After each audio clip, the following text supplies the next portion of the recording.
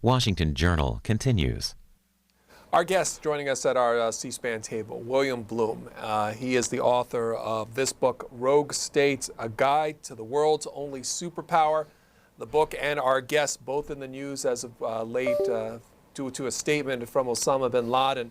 You may remember that it was in the latest tape that was released that bin Laden said that, and I quote here, "And if Bush decides to carry on with his lies and oppression, then it would be useful for you to read the book Rogue State, which states in its introduction, if I were president, I would stop the attacks on the United States. First, I would give an apology to all the widows and orphans and those who were tortured. Then I would announce that American interference in the nations of the world has ended once and for all." Mr. Blum, what's it been like for you over the last few weeks? Very, very hectic. I haven't slept a good night yet in the past 10 days, but I'm enjoying it. Tell us a little bit about the reaction you have received because of Osama bin Laden's mention of you and your work. Well, I've gotten about 1,000 emails, many of which are hostile, a few even threatening. But I've also gotten plenty of support. Even some old friends I hadn't seen in many years have contacted me. And I've been on a media whirlwind, which is very new to me. I was on TV for the first time in my life, I think it was. I'm looking forward to going back to my normal daily routine, actually. Why hostile? Why threatening emails and words? Oh, because they think I'm giving aid and comfort to the enemy. That's one of the main arguments, and they're very upset by that. But my answer, I can give you my answer, which I give to them, if you want to hear that. Go ahead. My answer is, on the one hand, I have nothing but intense dislike for religious fundamentalism and the kinds of society spawned by such fundamentalism, like the Taliban in Afghanistan. So that should be clear. I have total distaste for that. On the other hand, I'm a member of a movement which is committed, which has the high ambition of slowing down, if not stopping, the American empire and hoping to cease its continuation of very harmful actions all over the world, like the bombings and the interventions and the overthrowing governments and torture and so on. It's been going on for a long, long time, and we're committed to slowing that down. And to do that, we have to reach the American public. And to reach the American public, we have to have access to the mass media, which we normally don't. I mean, I certainly don't. And so, because of what happened, I have had much more access to the mass media than I ever imagined I would. So for that reason, I'm glad that it happened. Did you attempt to distance yourself once bin Laden's statements came out about your book and your work? From the first moment, I've kept a distance from him and his philosophy and his politics. But I have not said that I'm sorry that it happened. For the reason I just gave, I'm not sorry. So because it assists you in your cause? Yes, exactly. For those who are not familiar with the work, could you give a synopsis of Rogue State? The first version of that book came out in the year 2000, following the American bombing of Yugoslavia in 1999, which we were told by the government was an act of humanitarianism. And I was inspired, thusly, to sit down and write this book, which is in effect a mini encyclopedia of the many kinds of unhumanitarian policies of U.S. foreign policy. And it's a catalog of all those things. There's chapters on torture and interventions and overthrowing governments and the use of chemical and biological weapons and interference in elections, all the less than nice things our government has done over the past 60 years in its foreign policy. The quote that Osama bin Laden used, specifically when we reference your work, that doesn't come from this book. Well, it does. In effect, it comes from, I'd forgotten at first about this, it comes from the edition published in the UK. This came out, the first version came out in 2000 in the States, but in 2002, an English version came out in the UK, and that version is what became the Arabic edition of the book, and I assume it was the Arabic edition of that version which was read by bin Laden, And so he was right. It's in that version. Your publisher is reacting to this how? He, with great sorrow that he doesn't have enough copies on hand. We're sold out completely. We had only a small amount anyhow. We're sold out, and it'll be a few weeks before any copies are available. So I ask anyone who wants to buy a copy to please have patience. It'll be the end of February before copies are available again. What do you want to do politically with the experiences that you're getting now? What happens next? Well, I'm just glad that it's happening now, and I'll be dealing with the media and with the emails for some time yet, I guess. We have calls for you.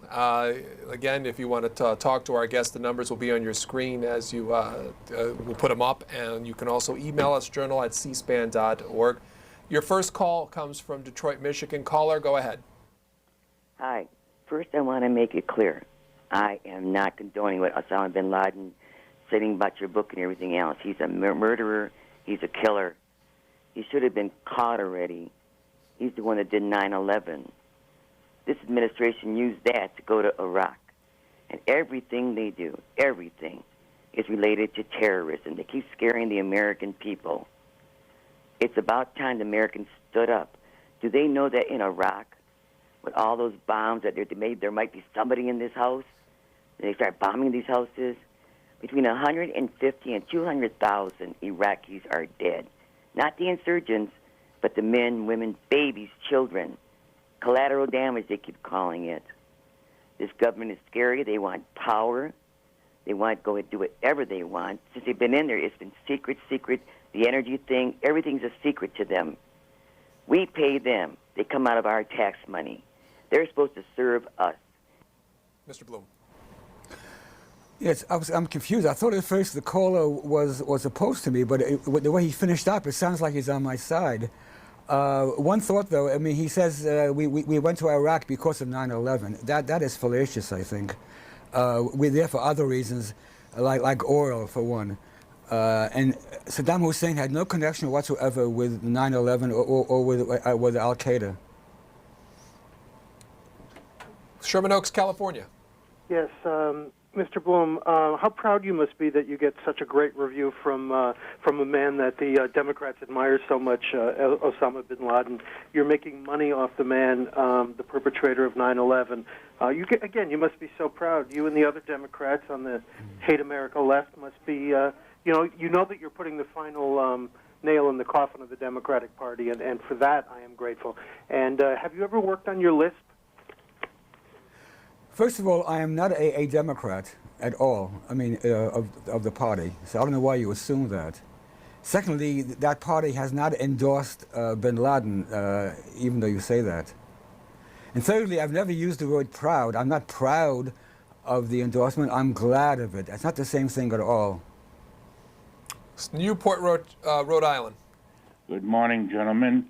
Mr. Blum, I sincerely appreciate you being on, and in spite, I want to apologize for all the ignoramuses and the neocons that want to reframe the question and attack you like the prior caller. I come from an open mind. I can completely understand your philosophy, your factorial information on your book. You are trying to pose the question to people that are of an open mind to look at our policy, our terrible foreign policy of all the things that President Bush said he was going to do, and he's done the complete opposite for this country. We have increased terrorism. We've increased our enemies. And all you're trying to do, I believe, is speak out in regards to this, to stand up for our nation, for what we stand up for, not to stand against this country or this administration or anything, and that people need to have an open mind and stop their ignorance and always immediately assume that you're some kind of a liberal or a progressive or whatever, that you are more patriotic than a lot of people to come on TV and the people to see you and all the threats that you've had against you. I am so proud of you, and I hope that God and the American people will stand up for you, along with the American citizens, to stop this kind of terrible diplomacy. I can't even really use the word, and God bless you, and keep up the good work, and I really admire your strength and courage. Thank you very much. One point you mentioned, which is very important, that our foreign policy is in fact creating terrorists, anti-American terrorists. And this was confirmed last year by a CIA report, which said exactly that. And that by itself is reason enough for us to leave Iraq. For William Blum, Rochester, New York. Hi, Mr. Blum. I'm just waking up and catching this program. It's nice to wake up to a good discussion. I don't lean against or for you in any way, but I was curious about to hear comments that you may have on one historical fact. And I subscribe somewhat to some of the neocon philosophy and also Tom Barnett's Pentagon's New Map, and that is in the absence of the Cold War keeping a lid on pressure cookers, after 1990, things have been popping up left and right where we have to keep things in check. We have to be the world's police in some way, shape, or form. Otherwise, we're dealing with mass chaos. If you went into a time machine and went back to 1900 and asked people, would there be more than 100 democratic countries, nations in the world in the year 2000, people would have been shocked and said, no way. If you would have gone to 1945 and said, how would Germany and Japan end up? And now they're two of the top 5 economic powers in the world. If you would have gone to 1947, when the Marshall Plan was investing in countries like Greece, and gone to 2002, where the Olympics were held with Russia taking part, I would agree with you that short-term-wise we are creating more terrorism, but long-term strategic plans to reshape the world goes back to Wilson and Truman, those policies and long-term strategies. Mr. Blum. Well, the world has never asked us to be the policeman for the whole world. And I think if you took a poll right now amongst the people of the world, you would find great opposition to what you're just saying. In fact, the polls do show that. Major polls in the past few years in the Middle East and elsewhere have shown that people are not, the people in the Middle East, for example, are not opposed to our freedom and democracy, as we're told by the White House. They're not opposed to our culture, our music, and our television. They're opposed to our foreign policy. That is what separates them from other people. And we're going to continue to create terrorists as long as our foreign policy doesn't change. And being the world's policeman is not a way to change. That's the way it's been. Astoria, Oregon. Yes, good morning. I was I'm very interested to hear and agree with everything that the author says about our foreign policy and its impact on the world. I do have a defense for him that he might be able to use, and that is that on September the 12th, Noam Chomsky has mentioned in many talks that he predicted that that every repressive regime in this world would begin to call the rebellions of the people terrorism, and no one ever says anything about that, or nobody ever says, "Oh, George Bush is promoting, terrorism around the world, or promoting these repressive regimes, or getting in bed with them, and that kind of thing." So I think that's sort of the opposite situation, where you have Osama bin Laden happening to read his book and say something about it. But then on the other hand, you've got these repressive regimes saying, we've got to fight this terrorism, which is just usually a people's rebellion. Yeah, the word terrorism today is used in the same way and just as loosely as the word communism was used during the Cold War. And I deal with that question in my books. It's my thesis that there was never, in fact, an international communist conspiracy, as we were all told. So that's a major lie. It compares with the major lie of this period, that if, in fact, Saddam Hussein had those awful weapons, then we would have been justified to invade Iraq. But that's fallacious. Because what reason would he have had to attack the U.S. unless he has an irresistible urge for mass national suicide? So that's a big lie which is seldom mentioned anymore. Tallahassee, Florida. Hi, Mr. Blum. Could you or do you know how many Iraqi civilians have been killed by American action? And by the Iraqi civilians, I mean innocent non-combatants. Do you have a number for that? And if so, do you know where it's published so that we can verify some of these numbers we hear?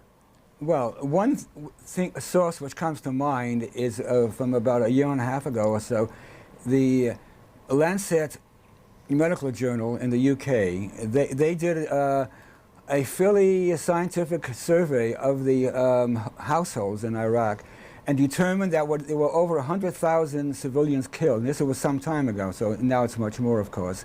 The figure which Bush gives out at 30,000, I'm sure is far understated. Priest River, Idaho. Good morning. I'd like to say thank you for taking my call and thank you for C-SPAN. Wanted to ask the author, since Osama bin Laden did recommend his book, are there any books you would recommend, sir? For example, do you read any Des Griffin or anything like that? Des Griffin? I'm not sure I know that name. He wrote the book Descent into Slavery. Maybe not, but is there any authors or any books that you would recommend? If you're speaking about U.S. foreign policy, which is my specialty, the authors I would most recommend would be Michael Parenti and Noam Chomsky and Edward Herman and Howard Zinn and Alexander Coburn. Minneapolis, go ahead. Good morning. Thank you for taking my call. I wanted to ask the gentleman, does he consider his politics of a Democrat or Republican? And since he wrote the book in 2000 condemning the illegal bombing of the former Yugoslavia, what is his opinion about the fact that if Saddam was left alone and the sanctions were removed, he would have eventually possessed nuclear weapons, which would have been a danger to the world. So it was better to take him out now. And also, does he feel the NSA is tapping his phone? Thank you. It's pure speculation about whether Saddam Hussein would have had nuclear weapons if we left him alone. But even more important, there was no reason to be frightened by that, any more than being frightened by Pakistan having such weapons, or India, or England, or France, or Israel, or the US, or China. I mean, why do we single out Saddam Hussein and Iraq for being this nuclear threat? The world is full of such possible threats, but I wouldn't single him out. And I think your first question had to do with my party affiliation. I'm neither a Democrat or a Republican. I'm independent of both parties. And when it comes to foreign policy, I must emphasize this. In my mind, there is absolutely no distinction whatsoever between the two major parties when it comes to foreign policy. Our guest does have a website. It is killinghope.org. Why the website address of Killing Hope? That's the name of my main book. The full title is Killing Hope, U.S. Military and CIA Interventions Since World War II. And what will people find on your website? They'll find a description and chapters from each of my books with links to each of them. William Blum is our guest for the remainder of our time. Orchard Park, New York. Good morning. Go ahead. Yes, Orchard Park, very close. Mr. Blum, you're a breath of fresh air. Let me ask a little different type of question. We all know that the Bush administration was foursquare in a full-court press to invade Iraq. But let me ask you, sir, why the American media seem to be a cheerleader. For example, as you know, 60%, over 60% of the American people in a poll, in an accurate poll, fully believed that Saddam Hussein was involved in 9/11. Now, they all didn't wake up and feel that.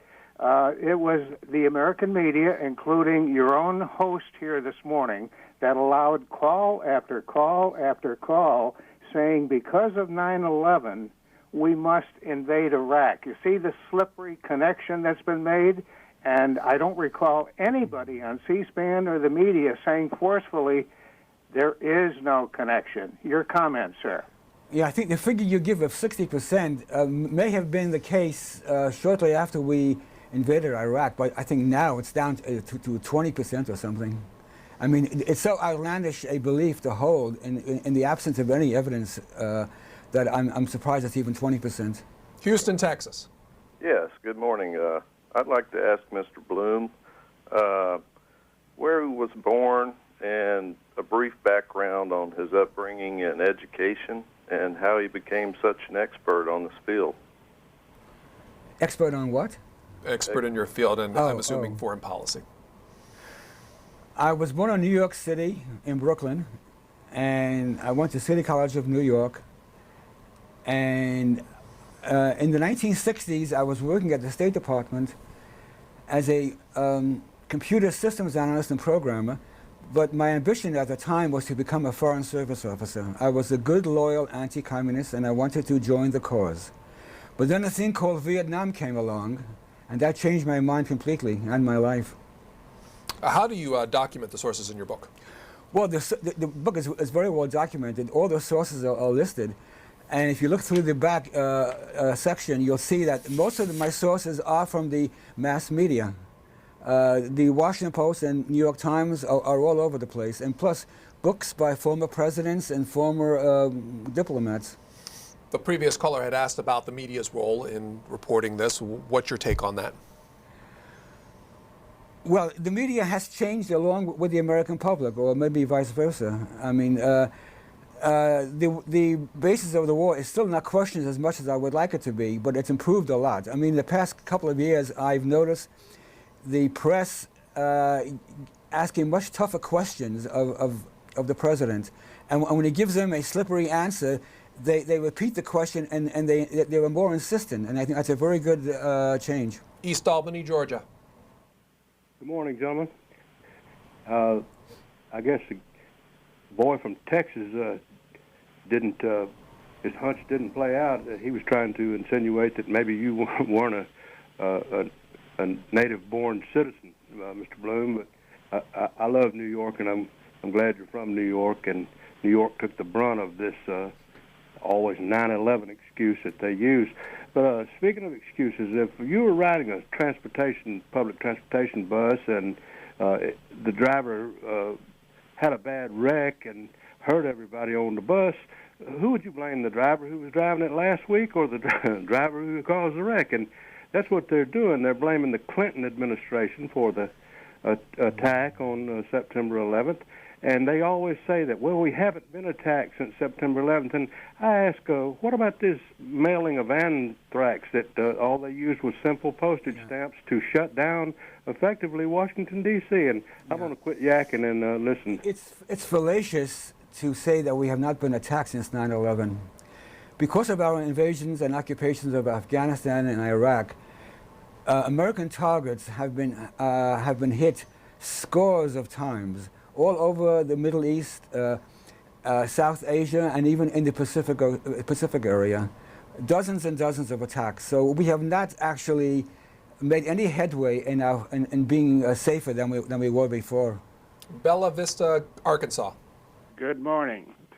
I'm kind of a results-oriented person, and I look at the footprints that the United States has left, where they've been, and I'm just kind of curious. You want to live in North Korea, or you want to live in South Korea? You want to live in Japan, Taiwan, or you want to live in Vietnam and Cambodia, Western Europe or Eastern Europe? Everywhere the United States has been, they have left a footprint of freedom and let the people decide their own country. Now, you have your freedom. Why wouldn't you allow other people to have theirs? Also, a repressive government that you or other people keep saying can't be too repressive if you and Norm Chomsky and others like you can voice your opinion. I really don't understand you. My being able to voice my opinion is no excuse for the 60 years of American war crimes. I mean, you cannot argue that the U.S. has the right to bomb people into oblivion because I have a right to sit here in this studio and say a few words. It doesn't follow at all. And as far as us leaving footprints, to name one example of many I can give, in Afghanistan, the U.S. in the 1980s overthrew a secular government there, which was giving full rights to women and other civil liberties. We overthrew that government, which led directly to the Taliban taking power. So we have no. That's one example of the kind of footprint we have left all over. And I give many examples of the same kind of fallacy in your thinking. For William Blum, Las Vegas. Hi, how are you doing today? Yeah, what the gentleman just said, that about you speaking and Noam Chomsky. The problem is you don't get the platform that the others get, so you rarely get heard. The only reason you're getting heard today is because of the incident that happened. And I was just wondering about Iran, because we're talking about the past, but we have something impending in the future. And about not many people know about the Senate passing these mini nukes, these nuclear. And a lot of people are saying that they're going to be using those because the Senate passed saying that's okay to use, and they plan to use them in conjunction with Israel and Turkey in a plan to hit Iraq's nuclear, so-called nuclear thing. I wonder if you could comment on that if you know about it. Well, for us to invade or bomb Iran would be just as much of a violation of international law as our invasion and bombing of Iraq. I suspect what might happen is not so much a land invasion, because we don't have the armed forces for that anymore, but we will bomb them, I think, with or without the help of Israel. And that I'm very much opposed to. Iran has as much right to nuclear weapons as other nations do. I would like to see all nations not have such weapons, but as long as some have it, and Iran is surrounded by nations which have those weapons, you can't blame them for wanting to have them. Cockeysville, Maryland. Yes, hello? Go ahead. Yes, hello. I just wanted to say, first of all, I think it's unfortunate that you've given this man this format today.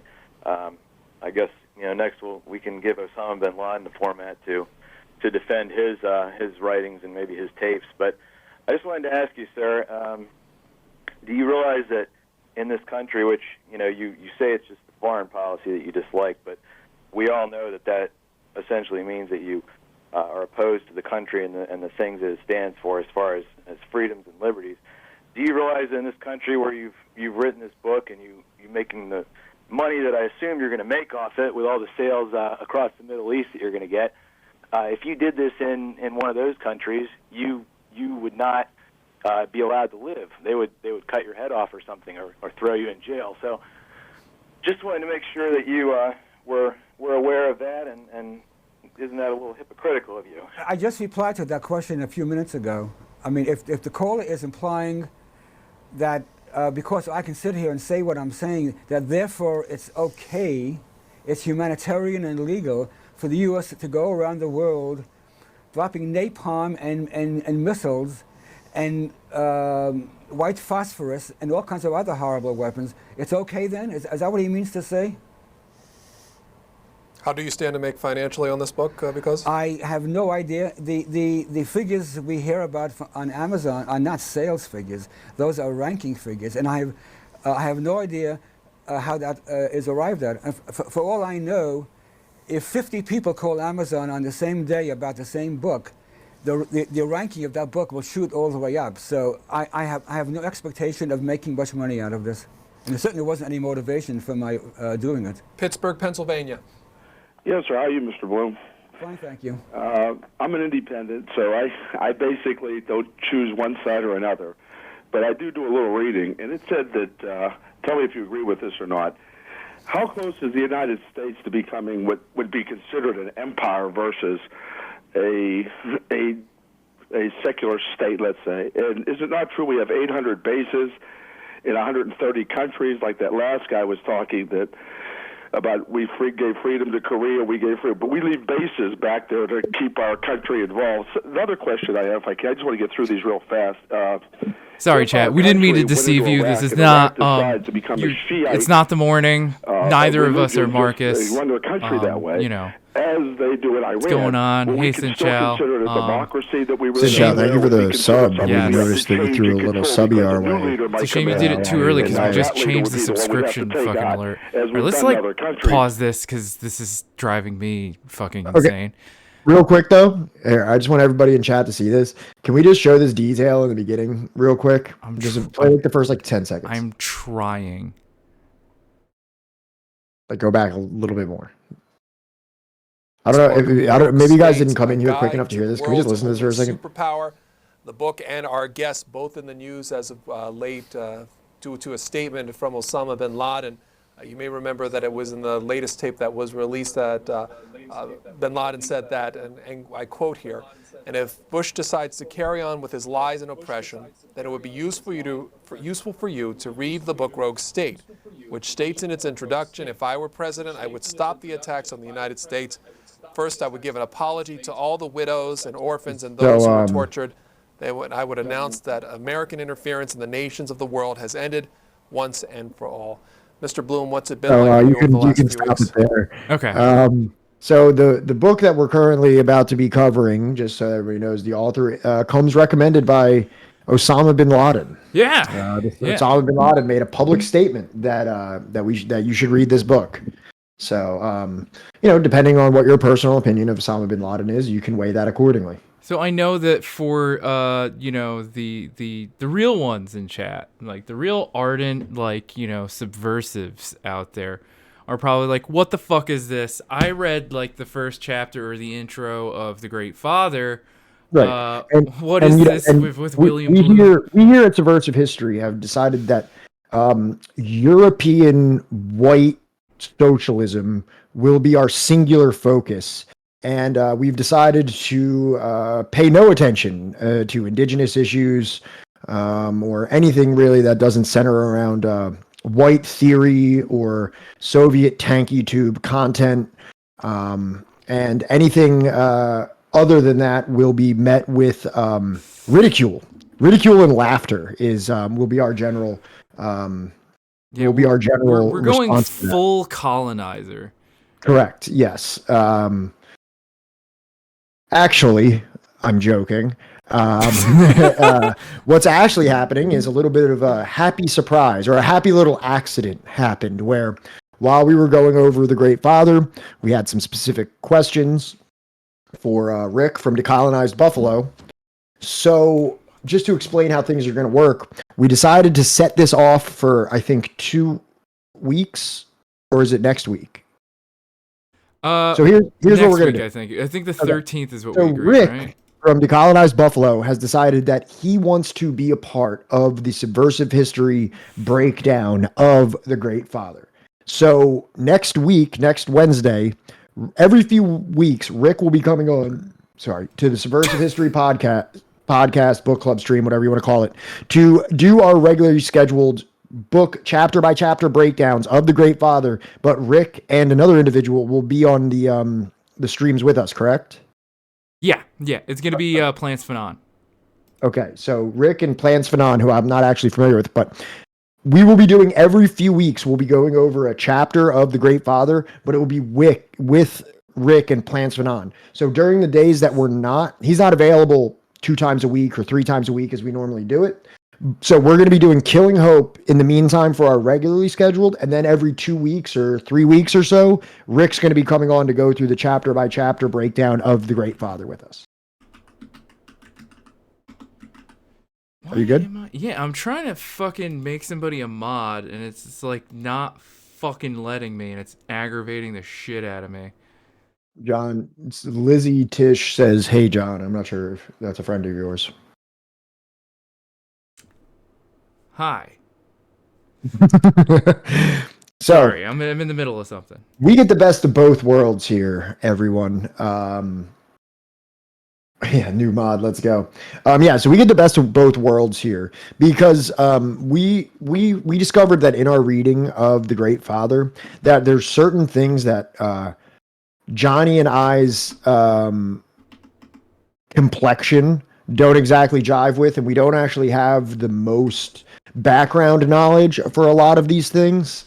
And having Rick on stream with us to contextualize a lot of this information is going to be really useful, and he volunteered his time to do so. So we are definitely going to take advantage of that. So just expect in the schedule, in the regular schedule, aside from when it's specifically announced, we'll be going through Killing Hope. But then every 2 or 3 weeks, Rick will come on for the Great Father discussions. So there will be a little bit of a collab as we go through that book. It's like, do I have to eliminate him as like a VIP? Ban him. This is messed up. Ban them. I'm not gonna ban him. Sorry, hold on. Let me plug in my ring light.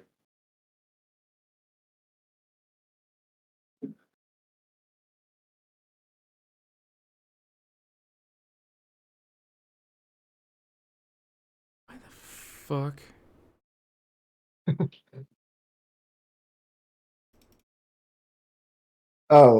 Frankster. Trusting Rick more than us on that book is not a statement of shade whatsoever. We fully acknowledge that, and we crawled to Rick's feet and begged him for assistance so that our Anglo brains could properly process the Great Father. And, we take up the responsibility of coming here in front of an audience and discussing indigenous issues as two white guys who, this is really, both of our very early in our foray into indigenous issues. So it's going to be just amazing to have him here to kind of walk us, hold our white hands through it. No, I'm not banning David. I'm trying to make him a fucking mod, and I have no idea what the fuck I'm Ban him. doing. I'm not banning And him. There I'm tired of his quippy, funny remarks in the chat making me laugh while I'm trying to do serious business here. There. All right. I hopefully did that right. Yeah, he has a little sword next to his name. There you go. All right. Perfect. Congratulations, Works Dave. out. All right. I mean, David is part of the Subversive History Vanguard. Yeah. No, now he has the power to... Well, kiss ass. I don't know. Lick boot.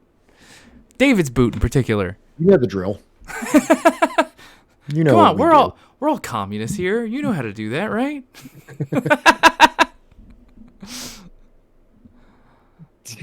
Commissar. So, all right. This is, from like 2005. Fucking William Blum. You probably all saw that coming. So yeah, we're going to have like a very cool, mad decent panel of indigenous people, coming on to, read The Great Father with us. The Great Father is, a book about U.S. indigenous history. And it's got some choice. What is that? He timed out Wilco for 10 seconds. Oh, wait, no, that can't have that happening. That's just Yeah, the Great Father. Actually, I learned reading the first chapter of the book. The Great Father actually refers to the name or it's kind of like the metaphor that indigenous groups would use for the United States government. They would refer to it as the Great Father. But yeah, so we're gonna what the hell was I saying? Yeah, we're gonna have like those two people coming on here, namely because I hope you don't mind, Pat. Welcome on here too. I hope you don't mind that I just made Welcome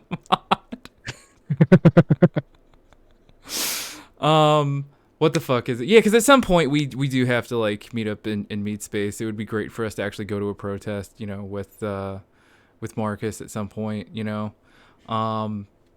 But this book, The Great Father, was not written by somebody of an indigenous background.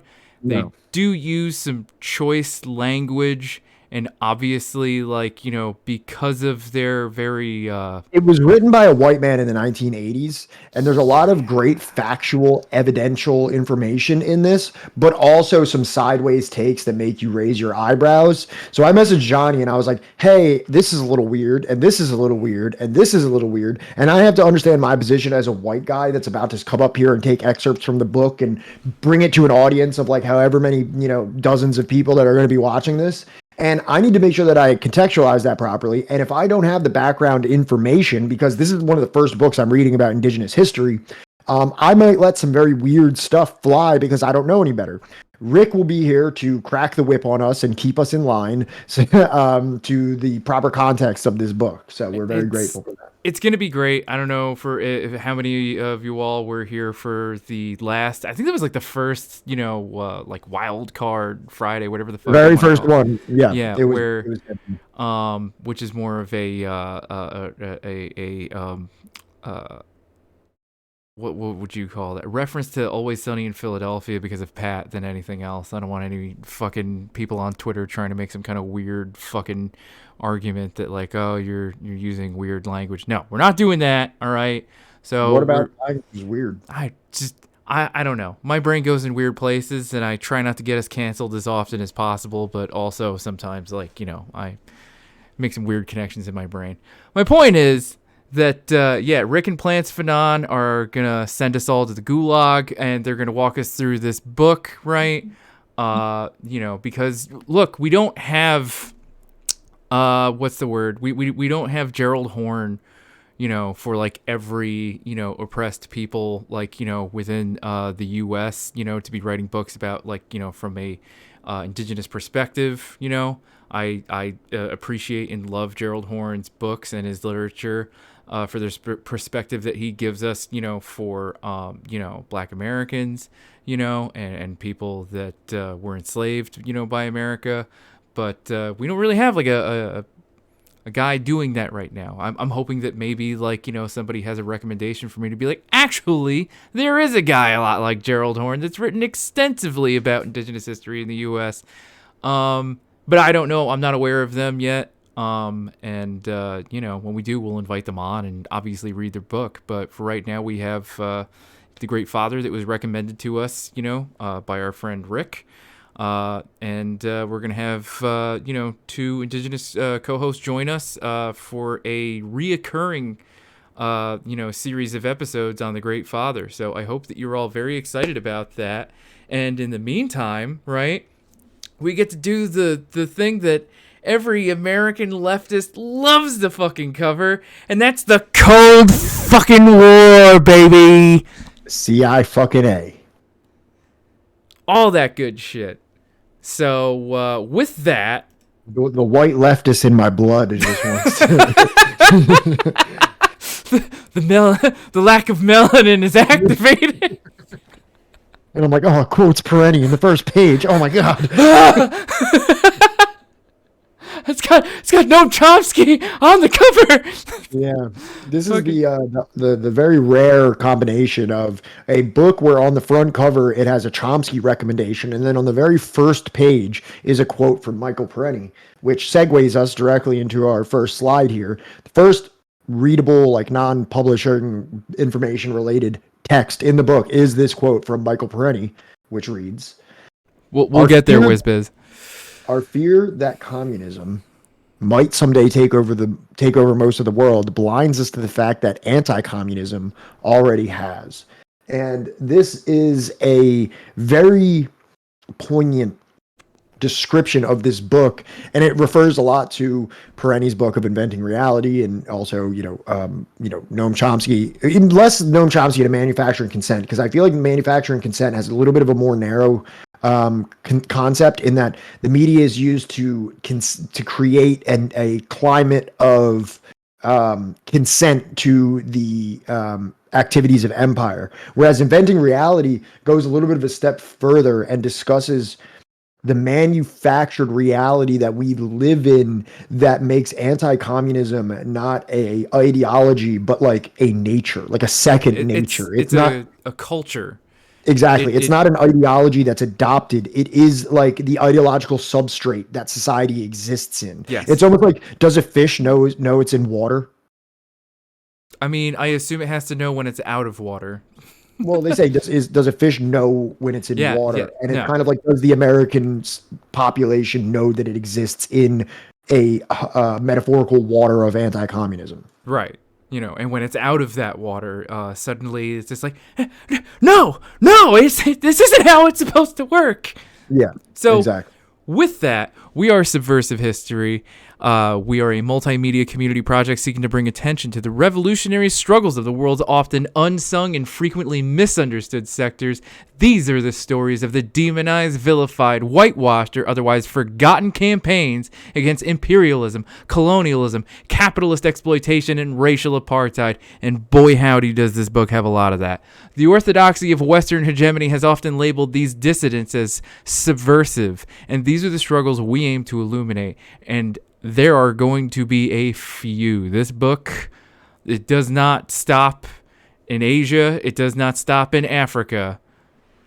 This is a little. So if you look at this table of contents, this is what it's going to look like as we go through it. Is this visible? No, at not all? at all. Hang on. I got you, buddy.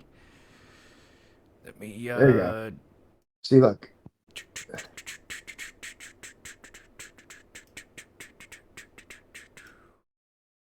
me do one of these. Hang on, I got you. Just gonna. Right. Yeah.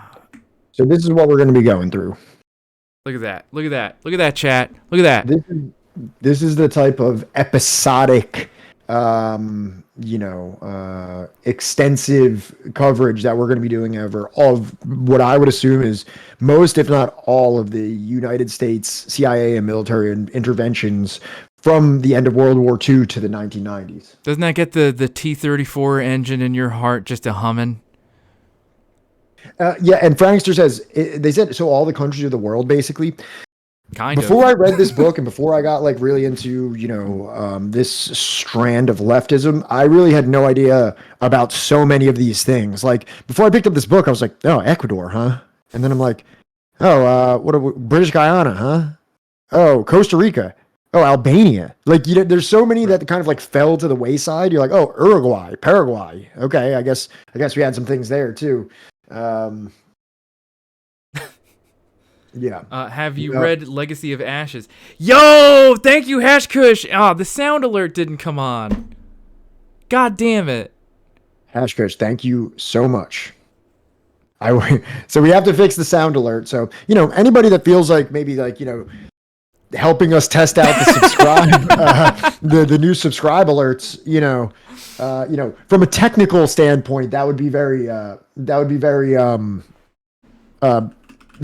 a great help to us. So not because we need or want the money or anything like that, but we're really trying to get the bugs of these subscription alerts worked out. So anybody that's willing to subscribe, help us work out the technical issues. I'm not gonna fix it right now. I'm not gonna mess up the stream so far. Like, yeah, that's fine. So far, everything has worked out good. Yeah, no, I saw in your stream the other day, David, that Streamlabs is finally working again. And then you got raided by fucking Left Flank, and then it just was giving him alerts 45 minutes afterwards of everybody raiding in. Yes, subbing summons the FBI van.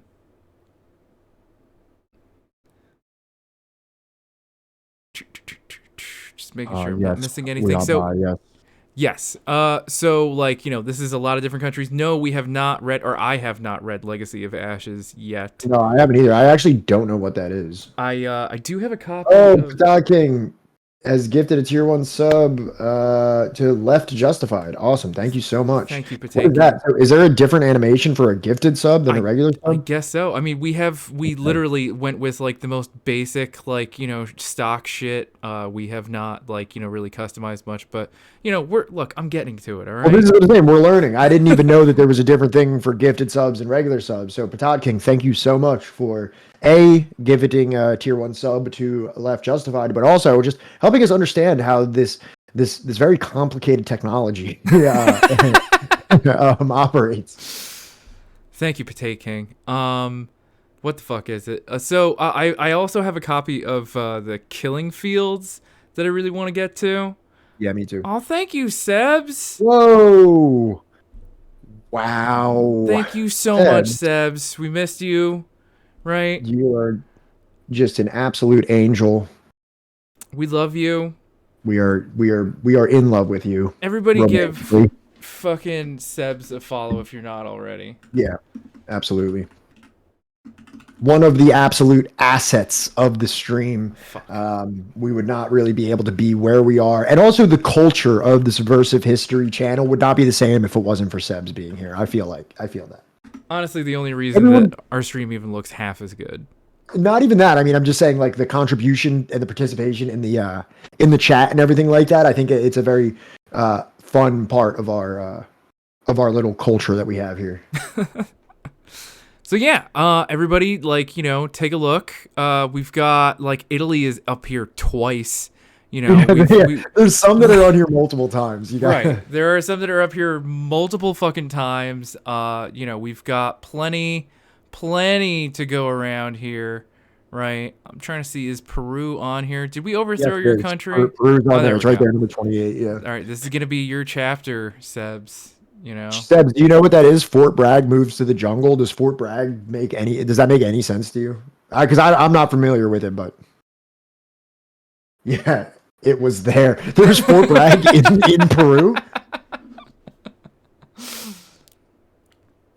You get a coup and you get a coup. Everybody gets a coup. What a great first time chat.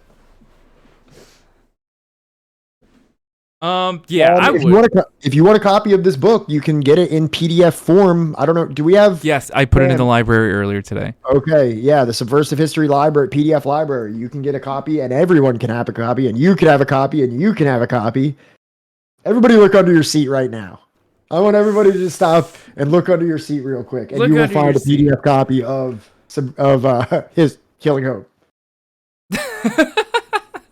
We had imperialism for dinner last night. Well, I don't know if you were here for this laboratory, Sean, so we'll repeat it one more time. I know that, like, it looks like we gave a little bit of a switcheroo to y'all, but I promise we are actually going to go over the Great Father, but with two reoccurring guest hosts, and that is Rick from the Decolonized Buffalo podcast, as well as his friend Plants Fanon. I don't know if you know them on Twitter. You've probably seen their posts at least one time if you're in leftist Twitter.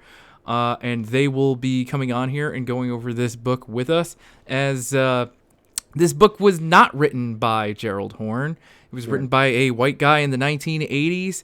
Right. So it's going to have a couple hot takes in there.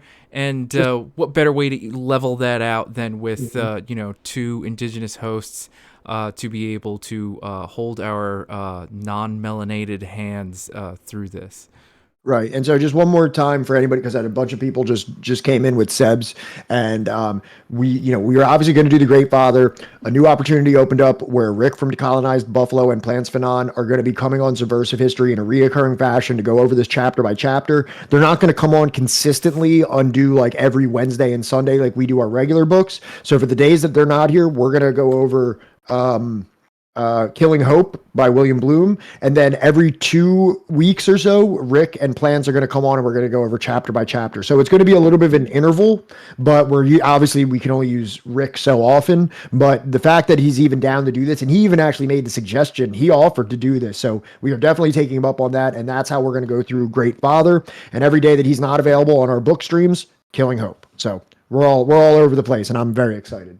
And just to let you all know now, if you're not able to make it for the live streams, and, oftentimes you really don't have the time to be watching YouTube videos, because they're kind of distracting while you're driving, they're going to be in audio form too.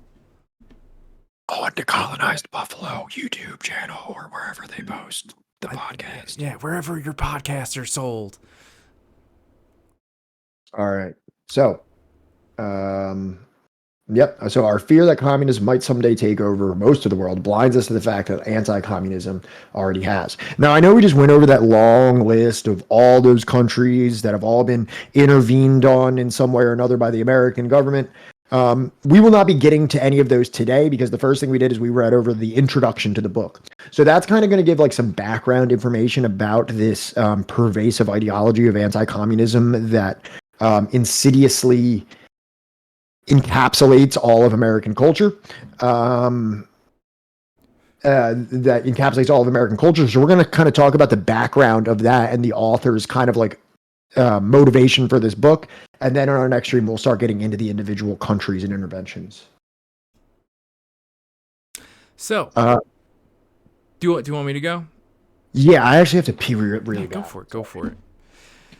It was in the early days of the fighting in Vietnam that a Viet Cong officer said to his American prisoner, "You were our heroes after the war. We read American books and saw American films, and a common phrase in those days was to be as rich and as wise as an American. What happened?"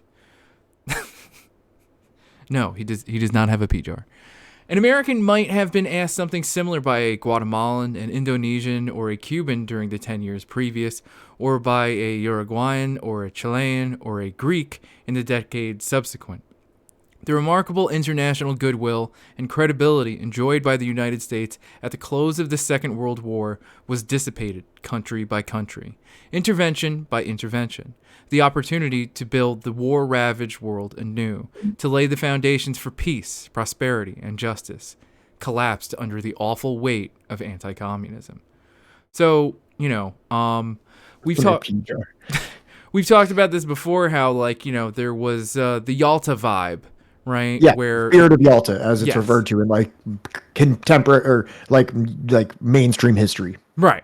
I'm an idiot and I couldn't remember it, so I just referred to it as the vibe of Yalta. But it was when that's fine. Yeah, it was when Winston Churchill and Stalin and fucking FDR. FDR was the president. If there's any president that can be afforded some degree of out of all the presidents, I think that you can probably point as FDR as the best. He's the least shitty. The least shitty, I know, but objectively there has to be one. And I think that a lot of his economic prescriptions were from a much more leftist sense. I think his good neighbor policy with Latin America was decent. And he did have a more conciliatory relationship with socialist countries and did not have the outright fucking torches and pitchfork type of ideology. I would argue that he's a lot like how I would describe Bernie Sanders, in that sure.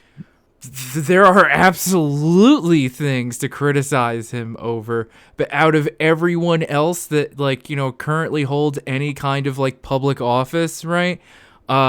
He's the least shitty. Sinchao said I'm reading Super Imperialism, and I don't know about that. So maybe there might be details. I'm open to hearing more details. My trigger finger is hair. My trigger finger is on a dime for a U.S. president going into the pile of shit. Right. Well, yes, Bernie did not put Japanese people in camps, Patay King, but he did vote to bomb Yugoslavia. Yeah. Which is actually what broke apart his friendship with Michael Parenti. So there was a point in time where he was pretty legit. I think he may have also been a supporter of the Iraq War. Yeah, I feel like the only person that has consistently not voted for war is, God damn it, what's her name? It's not Maxine Waters, is it? No, Lucid Fox is always going off about her.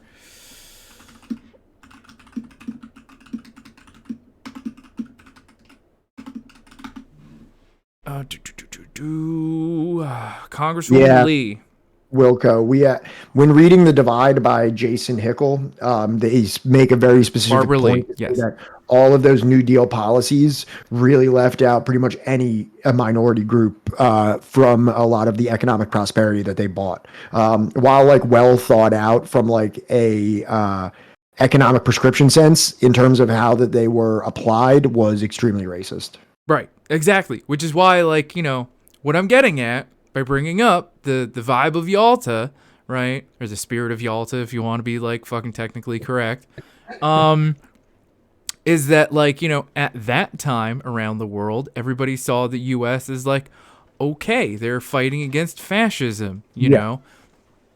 Including people like Ho Chi Minh and Kim Il-sung. Ho Chi Minh literally quotes Thomas Jefferson in the Declaration of Independence for Vietnam, okay? And what's the actual term for the people defending Vietnam? I couldn't remember the correct term The National Liberation Front, the NLF. NLF, there you go. Yeah. So when I can, I'll try to refer to them as the NLF instead of, you know, that term that's on screen right now. Fuck FDR, his what? Okay, good. Man, it's great having this many mods. Fuck FDR's goofy-ass hydro dams flooded out thousands of native communities along the rivers. Fuck that guy. So, yeah, look. There's that, too. Yeah, I didn't even know about that. Absolutely horrendous, all right? They're all bad. Yep. We are not here to defend any American president. We were just kind of, you know, we don't need to hash out the FDR thing anymore. All right, Johnny's. Yeah, the argument was least got ahead of myself. Yeah, no, that's fine. I think all the information that you provided was great. My wife just wanted to know, like, so Viet Cong bad. Don't say that word. And I was like, yeah. I've heard it from a Vietnamese person that I met online. I heard them say that is equivalent to calling a Vietnamese person the N-word. Oh, okay. That's what they said. Not great. No. Because at no point in the NLF did they say we are the Viet Cong. You know what I mean? I'm pretty sure what that is an amalgamation of like Vietnamese and like Chinese communists. You know how they would call them like Chi Coms or something like that? It's like it's like a bastardization of that, and that's what American forces referred to them as. It was never like, and which it's a little confusing because obviously Ho Chi Minh's revolutionary force against the French was the Viet Minh. They were the Viet Minh, and that was their official. That's what confused me when I first heard this. I was like, "Is Viet Cong bad, but Viet Minh is okay?" And they were like, "Yes, it is actually." Oh no, that's not it at all. What's the NVA? People's Army of Vietnam. Yeah. Or VPA. Google, is Viet Cong a slur?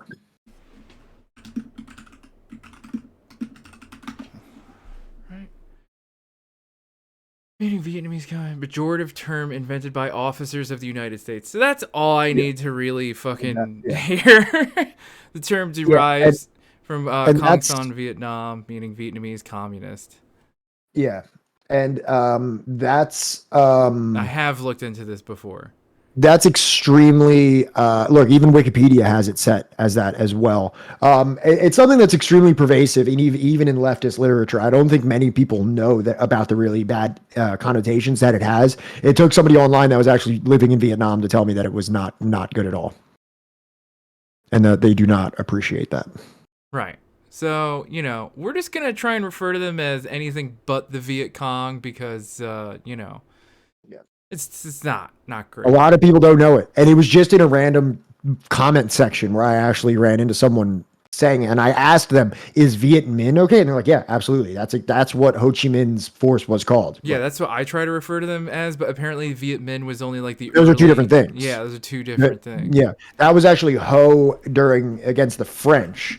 Then later when it was against the Americans, then it was the NLF. Yeah, this also kind of ruins because like I used to really like this band Viet Cong when they were called that, but now that I'm realizing that that's actually like a slur, it's like they probably had no idea. Yeah, no, they changed their name to Preoccupations since then. That might be why. That might be precisely why they did it, because when they did it, I thought it was because like, oh, are you trying to distance yourself from like, you know, commies in Vietnam? No, I or bet whatever. you people messaged them, and if they're a somewhat big band, I mean, or like a relatively well-known band, like I mean, I'm sure people have been like, hey, just so you know, this is like the N-word for Vietnamese people. Yeah, no, I thought it was like a Andrew Jackson Jihad type deal where it's just like, oh, we're trying to like not be edgy or something, but like apparently it's just like we're not trying to use a like ethnic or racial slur. Which, by the way, if you really like stuff like Joy Division and stuff, definitely check out this band Preoccupations. They're from Canada. They're fucking great. I love them.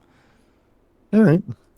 So, anyways, All right, so let's move forward. I will take it up here. So the weight the weight had been accumulating for some time. Indeed, since day one of the Russian Revolution, by the summer of 1918, some 13,000 American troops could be found in the newly born Union of Soviet Socialist Republics. 2 years and thousands of casualties later, the American troops left, having failed in their mission to strangle at its birth the Bolshevik state, as Winston Churchill put it. The young Churchill was Great Britain's Minister for War and heir during this period. Increasingly, it was he who directed the invasion of the Soviet Union by the Allies, Great Britain, the US, France, Japan, and several other nations, on the side of the counter-revolutionary White Army. Years later, Churchill the historian was to record his views of this singular affair in posterity. Were they, the Allies, at war with Soviet Russia? Certainly not, but they shot Soviet Russians at sight. They stood as invaders on Russian soil. They armed the enemies of the Soviet government. They blockaded its ports and sunk its battleships. They earnestly desired and schemed its downfall. But war, shocking, interference, shame. It was, they repeated, a matter of indifference to them how Russians settled their own internal affairs. They were impartial. Bang. Yeah, I wish that we had like a more full quote to understand like what is up with what is it where you're like writing out like noises, it's like an onomatopoeia, right? Onomatopoeia, I believe. Yeah, right. Yeah. Like I'm like I don't. This was literally just like an incoherent like Well, I think what he's saying is like bang. Yeah. They're right. They were impartial. They were killing. They were impartial. Which like I'm sure at this time it's crazy to me that Churchill is like every time like I walk by some like regular like inspiring quotes thing or something like that. And like, someone will just have Churchill on there. Like he is so frequently just used as like, oh, he's one of the masters of democracy. Like you can just put him on your desk. You can just do whatever. Here's like a book. Like we'll quote him. And like he's just like the darling of like historians. And it's like, you know what this guy said about Indian people? Beastly people with a beastly god. If you got a problem with Stalin, let me tell you about Churchill. Yeah. So like I'm almost certain, especially if this is like 1918, that like, he definitely did not think that Slavs were white. Yeah. It's like like they were definitely not seen as into the white club. Yeah, exactly. So let's go forward here. Do I have Okay, not yet. Go ahead. All right. You let me know, when it's time. There's something coming up. Yeah, go ahead. I know. What was there about this Bolshevik revolution that so alarmed the most powerful nations in the world? What drove them to invade a land whose soldiers had recently fought alongside them for over 3 years and suffered more casualties than any other country on either side of the World War? Which one, motherfucker? The Bolsheviks had the audacity to make a separate peace with Germany in order to take leave of a war they regarded as imperialist and not in any way their war, and to try and rebuild a terribly weary and devastated Russia. But the Bolsheviks had displayed the far greater audacity of overthrowing a capitalist feudal system and proclaiming the first socialist state in the history of the world. This was uppityness writ incredibly large. This was the crime. The Allies had to punish the virus, which had to be eradicated lest it spread to their own people. And at this time, socialism was actually incredibly popular. Yeah, like in like a theoretical way, right? Like it was all over in the U.S. and all of Europe and like a number of colonized countries, including India. Right? You had Mexican communist parties. You had like literally socialism the world over in terms of like parties. None of them actually dictated politics or anything. Right. But like this was the biggest concern now that like this isn't just labor unions and shit. They overthrew a goddamn government, Pat. Yes, and William Blum wrote this. Blum. I keep calling him Blum. I guess it's Bloom. I've only read his name, but yeah. So let's go forward. This may be the video that I have. So listen, this guy's videos, they're kind of juvenile, and I played one before when we went over like imperialism in the Philippines. But man, I couldn't find a better video about this, and I wait time and time again for him to say some stuff that really makes me cringe or something like that. And the Philippines video was great. I think I've watched some of his like civil rights stuff, and it was good. This video is also great. So let's check this out to learn a little bit more about. Tentative shout out, cynical historian until proven otherwise. Yeah, I mean, just watch this video. I think he does pretty good. And there's not even like the necessary caveat of been like, also that later they killed a lot of people. Like they're like, that's not even here. So. And boy, do I have a show for you. Today we talk about the true. This is the kind of stuff that like bothers. Like normally I like to bring something that's a little more academic, and it is the information is academic. I don't mean to decry that, but like when you're using these kinds of like what do you even call these things? Like memes. These are like golden era memes. This is from 9 years ago. This is literally like the advent of before they were even called memes. But man. Finding all the information that I needed that is summed up in like 6.5 minutes, I couldn't find a better video. This is like great. So go ahead and play. It's a little funny. This is from 9 fucking years ago, which is more than I knew at that time. So it's good. It's good. In another wars you've never heard of. This time, the Russian intervention.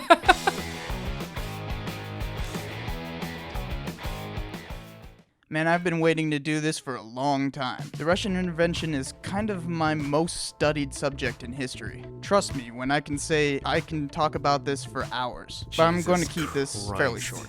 So most people have never heard of this war. Some people don't even believe it's true when they hear about it. For instance, President Reagan during a State of the Union address once said, "Tonight, I want to speak to the people of the Soviet Union to tell them it's true that our governments have had serious..." I want to know what his title was. Sorry, it bothers me when I just want to know like what his title was. Sorry, so I'm just gonna turn the captions off for a second. "Tonight, I want to speak to the people of the Soviet Union. Soviet am to the U.S. Okay. Soviet ambassador. Our governments have had serious differences, but our sons and daughters have never fought each other in war. And if we Americans have our way, they never will." Well, that is flat out false. The US really did invade Soviet Russia. Yes, we invaded Russia. Not only did we do so, but we basically helped oppose the newly created communist state in its formative civil war. From 1918 to 1920, the US, France, England, and several other countries invaded and directly fought Soviet Russia. Crazy, right? I have a bibliography a mile long, so I'll include a few books in the description. To start this story, we have to begin at the height of World War I. In Russia, 1917. The government was in turmoil. They were losing the war, and the people were out in the streets. By November, a coup took the government in what is called the October Revolution, creating the first real communist government in the world. After a few months of fighting in World War I, they signed a peace treaty with Germany and left the war. The remaining allies, including the newly joined United States, were worried that Germany would overwhelm them on the Western Front, since the Eastern Front no longer really existed. They couldn't decide what to do about Russia leaving the war. Now, a few other problems existed in Russia at this time for the Allies. They had a whole lot of munitions that had been given to them during the war. We wanted it back, or at least not to be used by the Soviets. Also, they had thrown out a democratically elected Congress because it wasn't in agreement with the ruling Bolsheviks. Furthermore, this was communism, something the world was not prepared to accept. Things looked bleak. Eventually, it was decided to intervene in Russia by the British, and subsequently the rest of the Allies. Trust me when I say this, the reasoning behind this is convoluted at best. I wrote an article about this called A Study in Confusion, and I did so for good reason. After a lot of study into the British cabinet's decision-making process, I can firmly say they did not know why they were doing this, or even what they were doing. They just chose to invade for separate and personal reasons. By July of 1918, a full invasion was mounted into Russia. Yes, the Allies invaded their former ally. We took 2 northern provinces, 3 southern ones, and all of Siberia. All be told, the Allies, including the US, held more of the old Russian Empire than the Soviets did in 1918. Wow. Look at this picture. It's of the Allies parading down a conquered Russian city. Wow. There are a lot of ironies to be drawn from this war.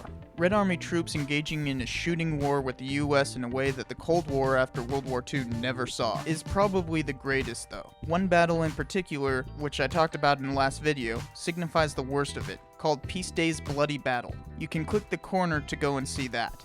We supported the white generals fighting the Soviets, as well as propping up other opposing governments in the north. The anti-communism purpose of the war was clearly violated since one of those governments was communist itself. In fact, all the purposes of this war were violated horribly at one point or another. It's true we held the munitions while we were there, but left them when we left. We never started another Eastern Front with... The Mensheviks were not... So they were like social democrats at best. I assume by whatever criteria the United States had in terms of what is communist, they would be communist. Yes. I'm sorry. Good. That's okay. Germany for World War I, and didn't even stop fighting in Russia after World War I had long ended. The troops fighting couldn't even figure out what they were doing there. One soldier wrote, "We were forgotten by our own country, ignored by the one for which we were fighting, and drenched in belligerent blood for a thankless people. Over the frozen chaos of Russia, we carried our dead." They had no clue, and the people making the decisions didn't either. The whole thing became a bloody mess. Battle after battle was waged in the frozen wastes, and nothing came of it. No reinforcements, and no meaningful purpose was given, ever. After a long time, the US completely pulled out in 1920, though the Japanese kept fighting the Russians for a few more years. There was no rhyme or reason to the retreat, only leaving with our tails tucked between our legs. This was a defeat. We lost this war in a more meaningful way than many talk of Vietnam. I can do an episode on real US defeats, but suffice it to say, we were the losers in this war. The commies beat us back, and we ran away. This war didn't just end with the US tacitly accepting Soviet Russia. We tried to deny their existence for years. In fact, we didn't recognize the Soviets until 1934, 14 years after the war. We also tried to create a trade embargo against them. One of the original reasons for creating the FBI was to stop communist movements within America. In many ways, the Cold War started long before the end of World War II, as a response to this war. We may forget this war, but in the words of Soviet Premier Khrushchev, the Russian people remember that in the hard times of the October Revolution, US troops, led by their generals, landed on Soviet soil to help the White Guard fight our Soviet system. And they were not the only ones to land. The Japanese landed too, the French landed in Odessa, and the Germans advanced as far as the Soviet Caucasus. The armed forces of the bourgeois Poland seized Kiev. The British too landed their forces to fight us. Many European capitalist countries, as well as the United States and Japan, sent their troops into an offensive against the young Soviet state in an effort to strangle our revolution. So this small war determined the fate of US-Russian relations for years before most US citizens even think it matters. It was mired in confusion and dissolution. One author used this famous poem to capture the true nature of this tiny little war. It goes, "And we are here as on a darkling plain, swept with confused alarms of struggle and flight, where ignorant armies clash by night." So thanks for watching. Tell me what you think about this subject. Don't forget to like and subscribe. I hope your production has stepped up in 9 years, kid, but you did great. Dude, how unnerving is it? You know that like spinning symbol that he has behind all his text? Like how like uncomfortable is it to watch that while you're trying to read something? Like, yeah, let me just have this thing casually spinning in like a 3D effect for the entire video. Yeah, well, I mean, like 9 years ago, it was a different time, you know? Yeah. But the information I think was relatively good, you know, in terms of like the specifics of it. Like I had no idea that the United States controlled more of the Soviet Union than what did it say? Than the Soviets did? Yeah, the Soviets, their government was like put together by like, you know, what is it, 1919, I want to say, but we didn't recognize them until 1934, if I'm not mistaken. So and the whole thing was just like an abject failure. Literally every single thing that we said, we were going to do it for the Eastern Front, never started an Eastern Front. We were going to do it because of World War I. We stayed there for years after World War I or a year after World War I. Mm-hmm. We wanted to get the munitions back. We hovered near them and then just left them when we left anyway. So it's like, you know, much like Iraq, it's just kind of like a bunch of like, yeah, no, we need to be there. Right. And, you know, Matt brings up an excellent point, and DJ Che, I'm going to get to your comment in a second, but Matt says maybe if the Holodomor would have been prevented if Americans had recognized the Soviets sooner and not blockaded them, you know? Yeah. I think that a lot of the excesses that we can point to in the Soviet Union as being surely negative outcomes of the Soviet project, potentially, or with very good reason, could have been prevented if it was for not the constant state of, you know, siege that they were under. And William Blum is going to refer to that in one moment. Right. And DJ Che's comment saying social democrat for the time period is correct, but is also different to how social democracy developed since the period. They were social democrats as the early German SPD. I believe they were the ones that betrayed, Rosa and Liebknecht. Yeah. The Spartacans or the Spartacus. Spartacists. Spartacus, I think it was. That was the one that. Yeah. Something like that. We're social democrats. That is non-revolutionary Marxist. It really sucks there wasn't a better breakdown of the invasion. Well, that's another thing that the video brought up was that agreement that they made with Germany, right? To literally give them back land. That actually caused so much shit within early Soviet politics, right? Yeah. That actually Lacerdo's book on the critique of a black legend, the Stalin book that I always want to do, he actually does dive a little bit deeper into that situation. Well, what it comes down to was that, like, you're saying that didn't the Mensheviks want to remain in World War I, and the Bolsheviks were the ones that wanted to leave it at all cost? Pretty much, and that because I think it was like Lenin and which international was it where right before World War I, where they were like, no, we should not support the war. That's a nationalist, like, bourgeois war. Right. We have more in common with like the working class of Germany and these other countries than we do with and there was a very similar type of uprising in Germany as well. There was protests across the military throughout Germany also, saying we're not going to be part of this war also. And there was like a nascent German revolution as well. And Germany was on the precipice of its own socialist revolution at the same time period. Kautskyite. Yes, thank you, chat. You are all correct. You're very smart. You're very smart. You don't even need us. Do you want to? Is it you reading this one or is this me? Whichever. I mean, you let me know when you got to do the thing, and then I'll just keep going. Okay. The invasion did not achieve its immediate purpose, but its consequences were nonetheless profound and persist to the present day. Professor D.F. Fleming, the Vanderbilt University historian of the Cold War, has noted, "For the American people, the cosmic tragedy of the interventions in Russia does not exist. Or it was an unimportant incident long forgotten.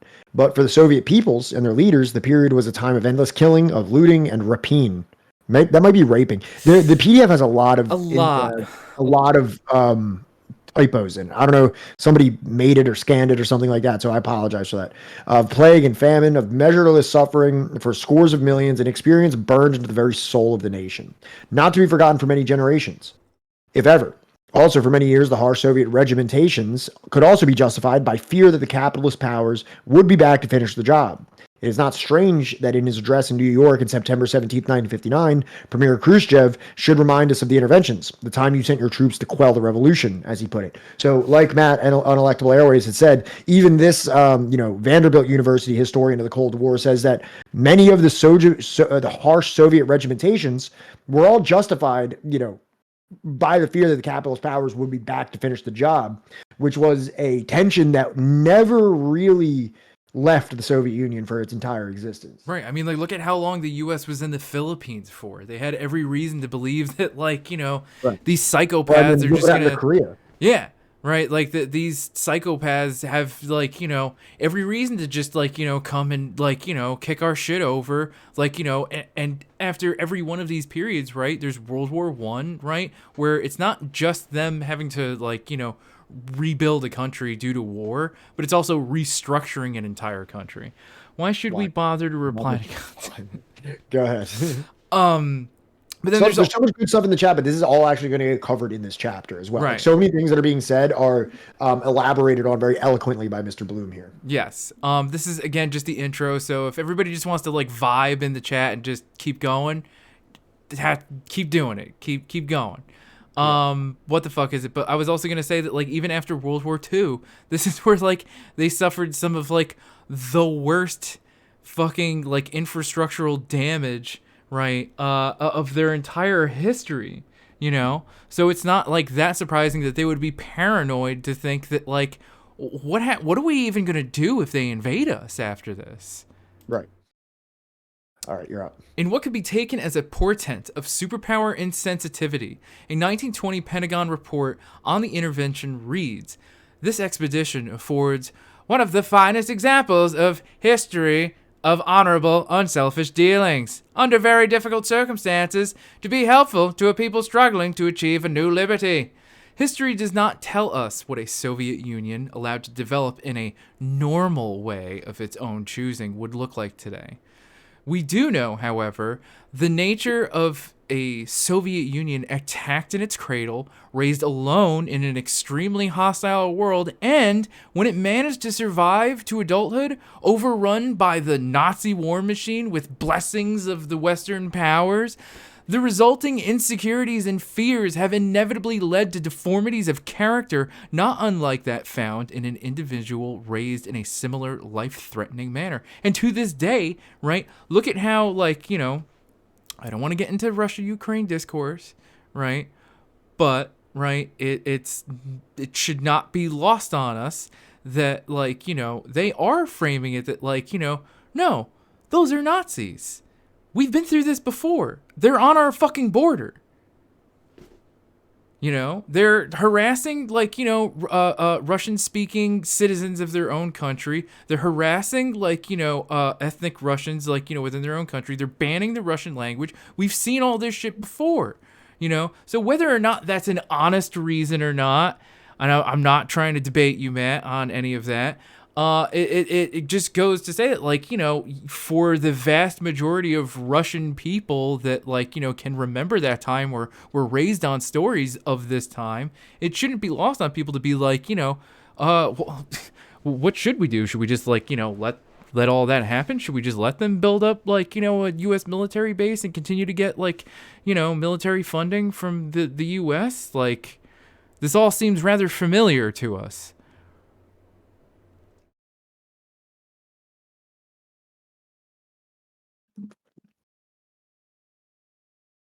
I'm not living out. Fuck you, Matt. All right. Okay, so just open this real quick. The Overman Committee. Did I skip anything? All right. No. It's Okay. a link. Go down, because there's parts of this that are like German stuff. Go down. Go down. There you go. Who won't Bolshevism go hearings. down?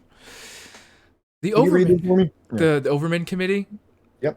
The Overman Committee's hearings on Bolshevism lasted from February 11th to March 10th. Hey, my clean date, 1919. More than 24 witnesses were interviewed. About 2/3 were violently anti-Bolshevik and advocated for military intervention in Russia. Some were refugees of the Russian diaspora, many former government officials who left Russia because of Bolshevism. The overriding theme was the social chaos the revolution had brought. But 3 sub-themes were also frequent: anti-Americanism among American intelligentsia, the relationship between Jews and communist Russia, and the nationalization of women after the Soviet Revolution. Stevenson, do you want me to keep going or stop? Yeah, go ahead. Stevenson produced a list of 200, later reduced to 62, alleged communist professors in the United States. Like lists of names provided during the German propaganda hearings, this list provoked an outcry.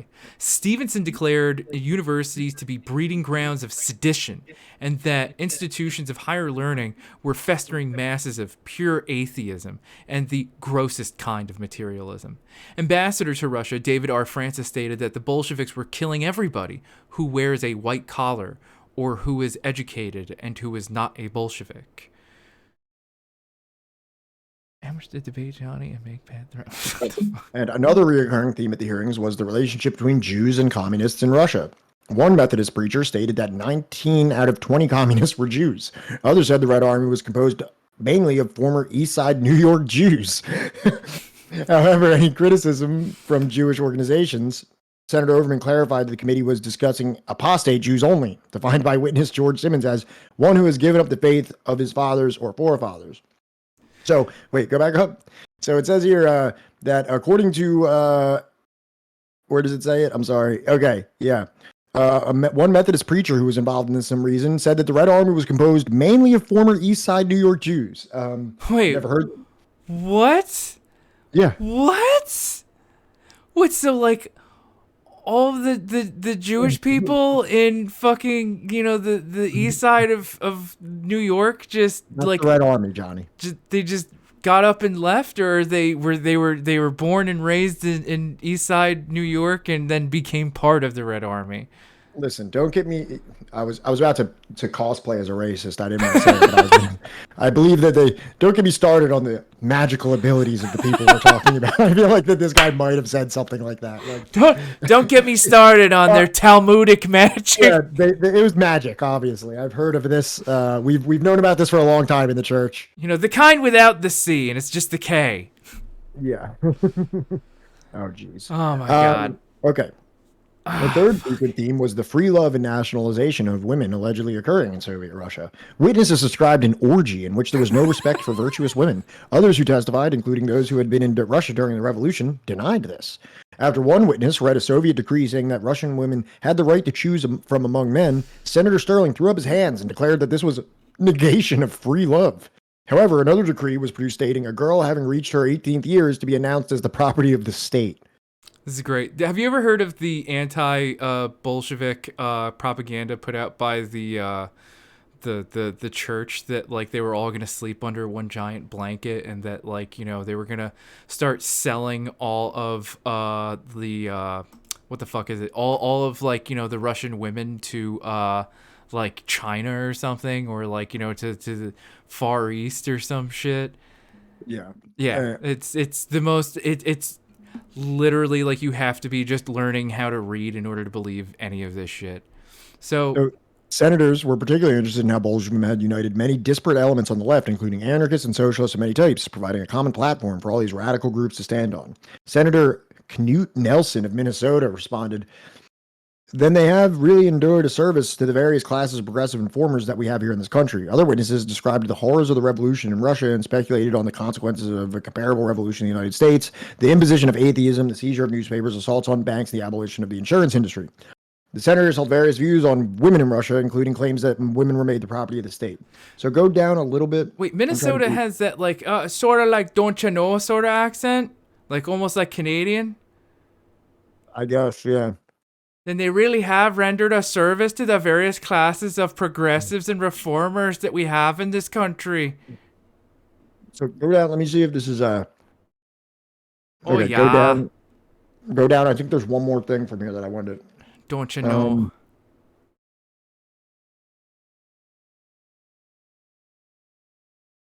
I know it is kind of drifting into a little bit of like an Irish accent, isn't it? Go down a little more. Oh yeah, up one more time.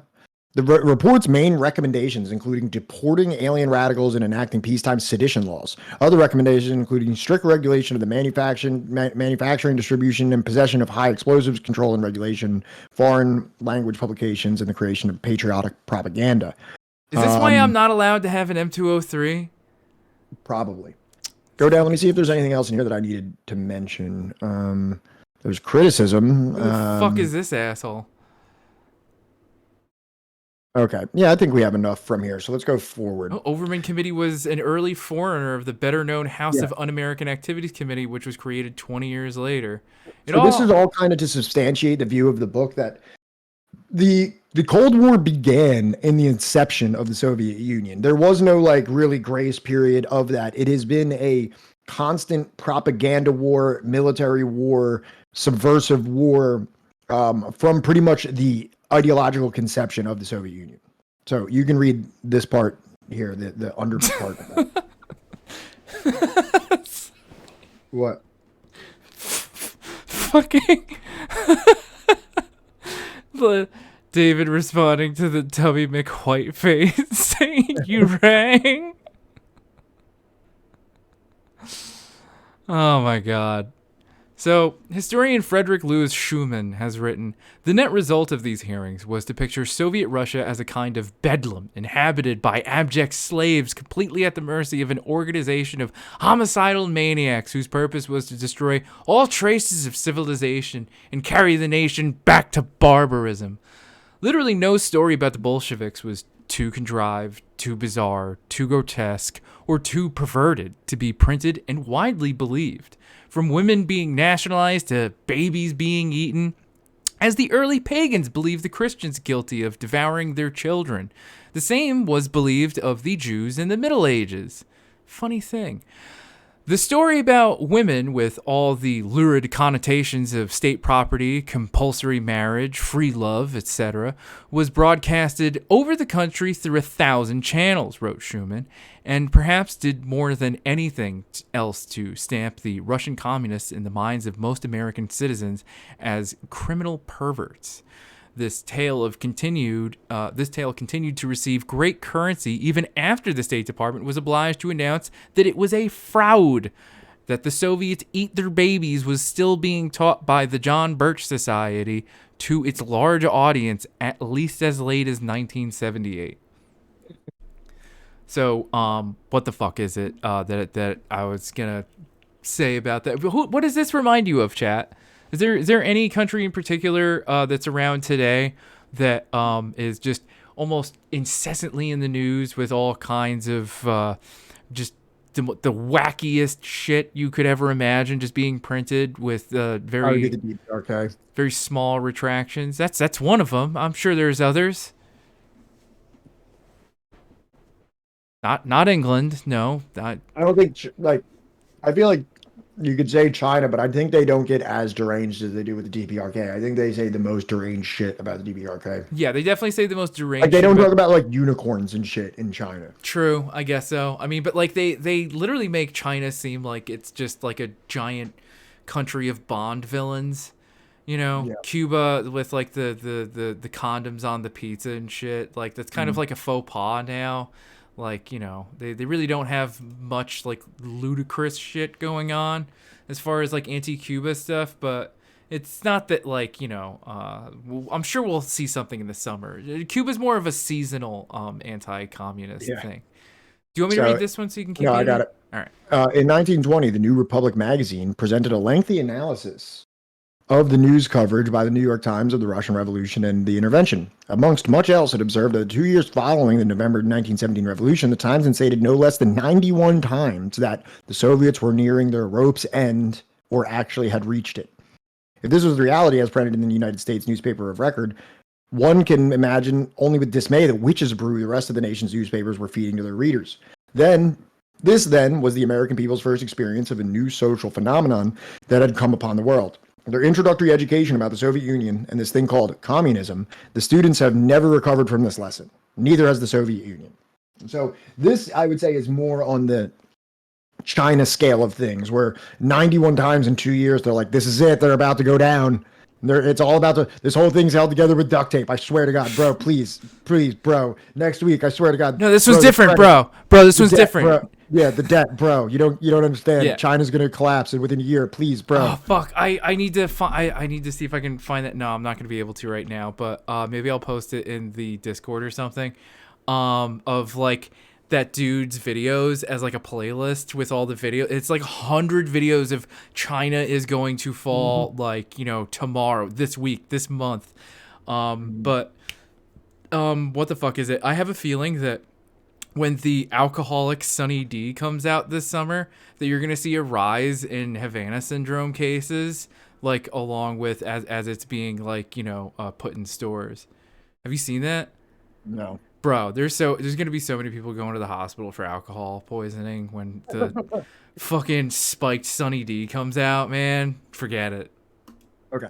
So, spiked Sunny D, Wilco. About the first Red Scare, as it's called, because usually the Red Scare refers to the McCarthyist era, but we're going to go into why this was going on long before and in a very violent way. So go ahead and do this. I really have to pee again. Today on the Daily Dose, the Palmer raids. After the Bolshevik Revolution of 1917, Americans soon feared the spread of communism into the United States, pointing a collective finger at radicals. Wait a second. Are you being ironic, Inachu? Immigrants and labor activists, using the Sedition Act of 1918 to target anyone espousing anti-American sentiments.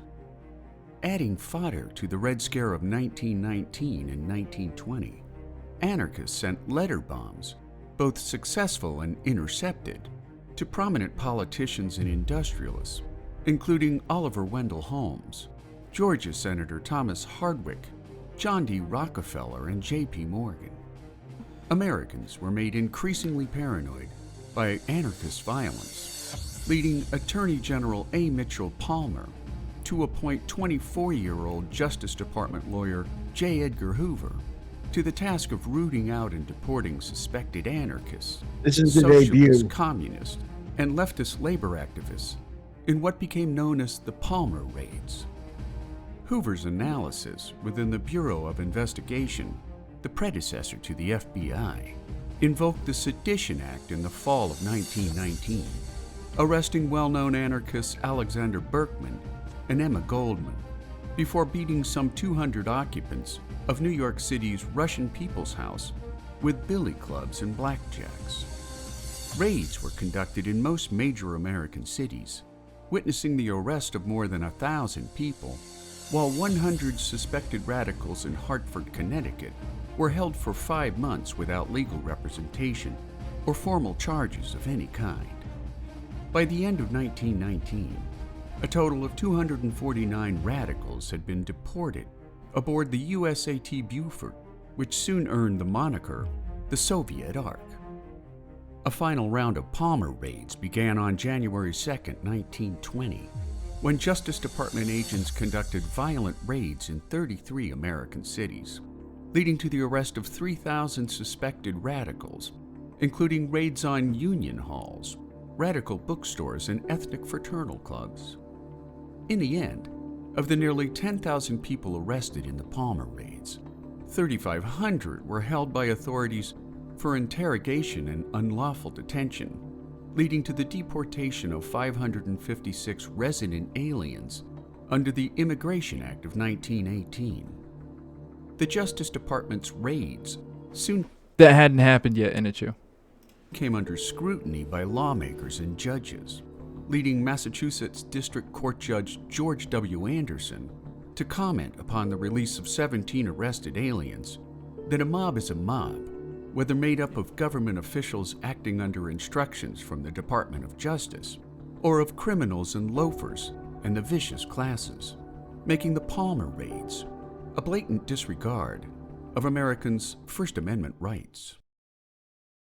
And there you have it, the Palmer raids. These are Today on the multiple Daily instances of raids in hundreds of American cities that pretty much no due process whatsoever, a violation of whatever constitutional rights, many of them, I assume, specifically targeting communists or, other type of various shades of leftists. So go forward one here. So we know that this is happening right on the heels. This is like 1919. That now this is called Red Summer, and this video might not get into it enough, but we're going to contextualize it. So Right. And Go ahead. this was a different time of anarchism. This is like before Twitter. This is before even the kind of insertion of what would you call it? Like COINTELPRO into a lot of anarchist circles. And this is before the New Left. This is before there was Orwell and the Right. this is before there was the left com type of thing. Right. This is, even before the Abraham Lincoln Brigades, and this is even before, Francoist Spain, You could do a solid few minutes of interesting humor on rooting out anarchists. I mean, I get it. Yes, I find it funny, Matt, but from a educational perspective, this is a different kind of anarchist at this time. Yeah. Reeling from the unprecedented devastation our of guy. a global pandemic, I was going to say, you can't get rid of wounds them. from a brutal You military thought we were victory done. abroad, struggling to accommodate demobilized soldiers into a slumping economy fraught with heated competition for jobs. Jim Crow's separate but equal policies, endorsed by the President of the United States himself, now firmly in place as the law of the land. White supremacists targeted terrorist attacks on an all-too-familiar scapegoat. In another epidemic, black citizens found themselves on the lethal end of an outbreak of racial violence in 1919, so horrific that the civil rights leader James Weldon Johnson called it the Red Summer. The events unfolding across the United States today, in the wake of the brutal murder of George Floyd, are an eerie repetition of events that marred the history of race relations in this country almost exactly a century ago. African American soldiers returned from noble service in Europe during World War I, fully expecting that their sacrifices to their country would at long last entitle them to their full rights as equal citizens. Instead, the uniforms they wore literally became targets on their backs. W.E.B. Du Bois famously said, No, I'm sorry, Wilco. No, Pat showed me a fucking meme. Son of a bitch. Save democracy overseas, see who that was? and we're going to save it in the United Yes, that was States. Penny Lee Joseph. That didn't happen. Yeah. And also pull that meme up when the video. All right, yeah. So context here, because Pat is trying to make me look like an asshole.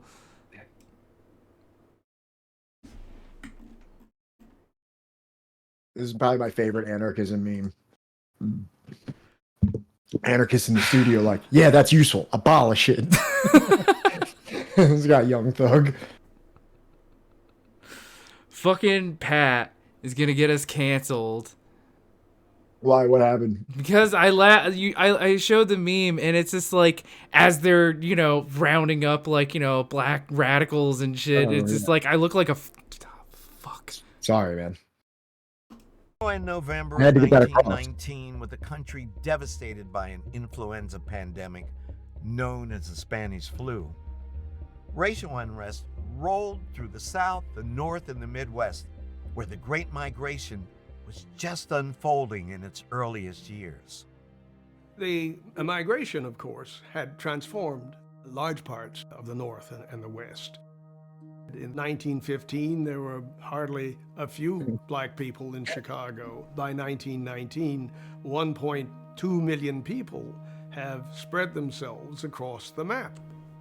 This demographic transformation of the color of the urban North, coupled with the stresses of a post-war economic downturn, combined to create the volatile conditions under which African American workers conveniently became magnets for white resentment and fear.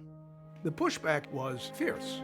Chicago was racked by fights along a dividing artery between one population and the other. Hundreds of people are dead. Cities are smoldering. It was one of the most vicious, virulent, and violent race riots in our nation's history.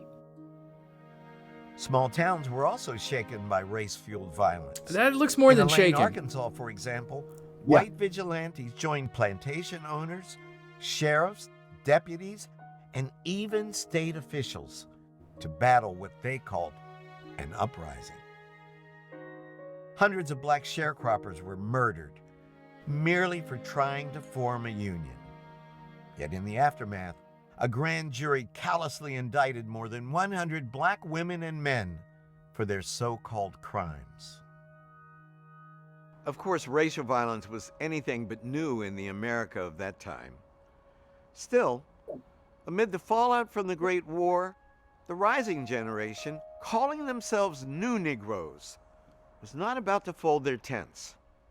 Instead, Red Summer saw black Americans not only picking up arms to defend themselves, but also utilizing political organizations like the NAACP to challenge the violence in Congress, in the courts, in the media, and on the streets. In If We Must Die, the poet Claude McKay captured the tenor of the times in his immortal call for defiance in the face of tyranny and terror. What though before us lies the open grave? Like men, we'll face the murderous, cowardly pack, pressed to the wall, dying, but fighting back.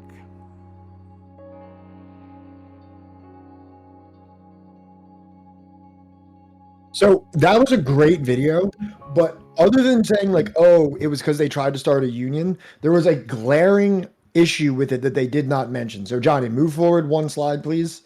And it's this type of thing is something that they did not mention enough of, that immediately while all this is happening, the press and the government are distributing information that says that black people are Bolsheviks, that any kind of like black solidarity, black organization, black labor movements, this is Soviet Bolshevism.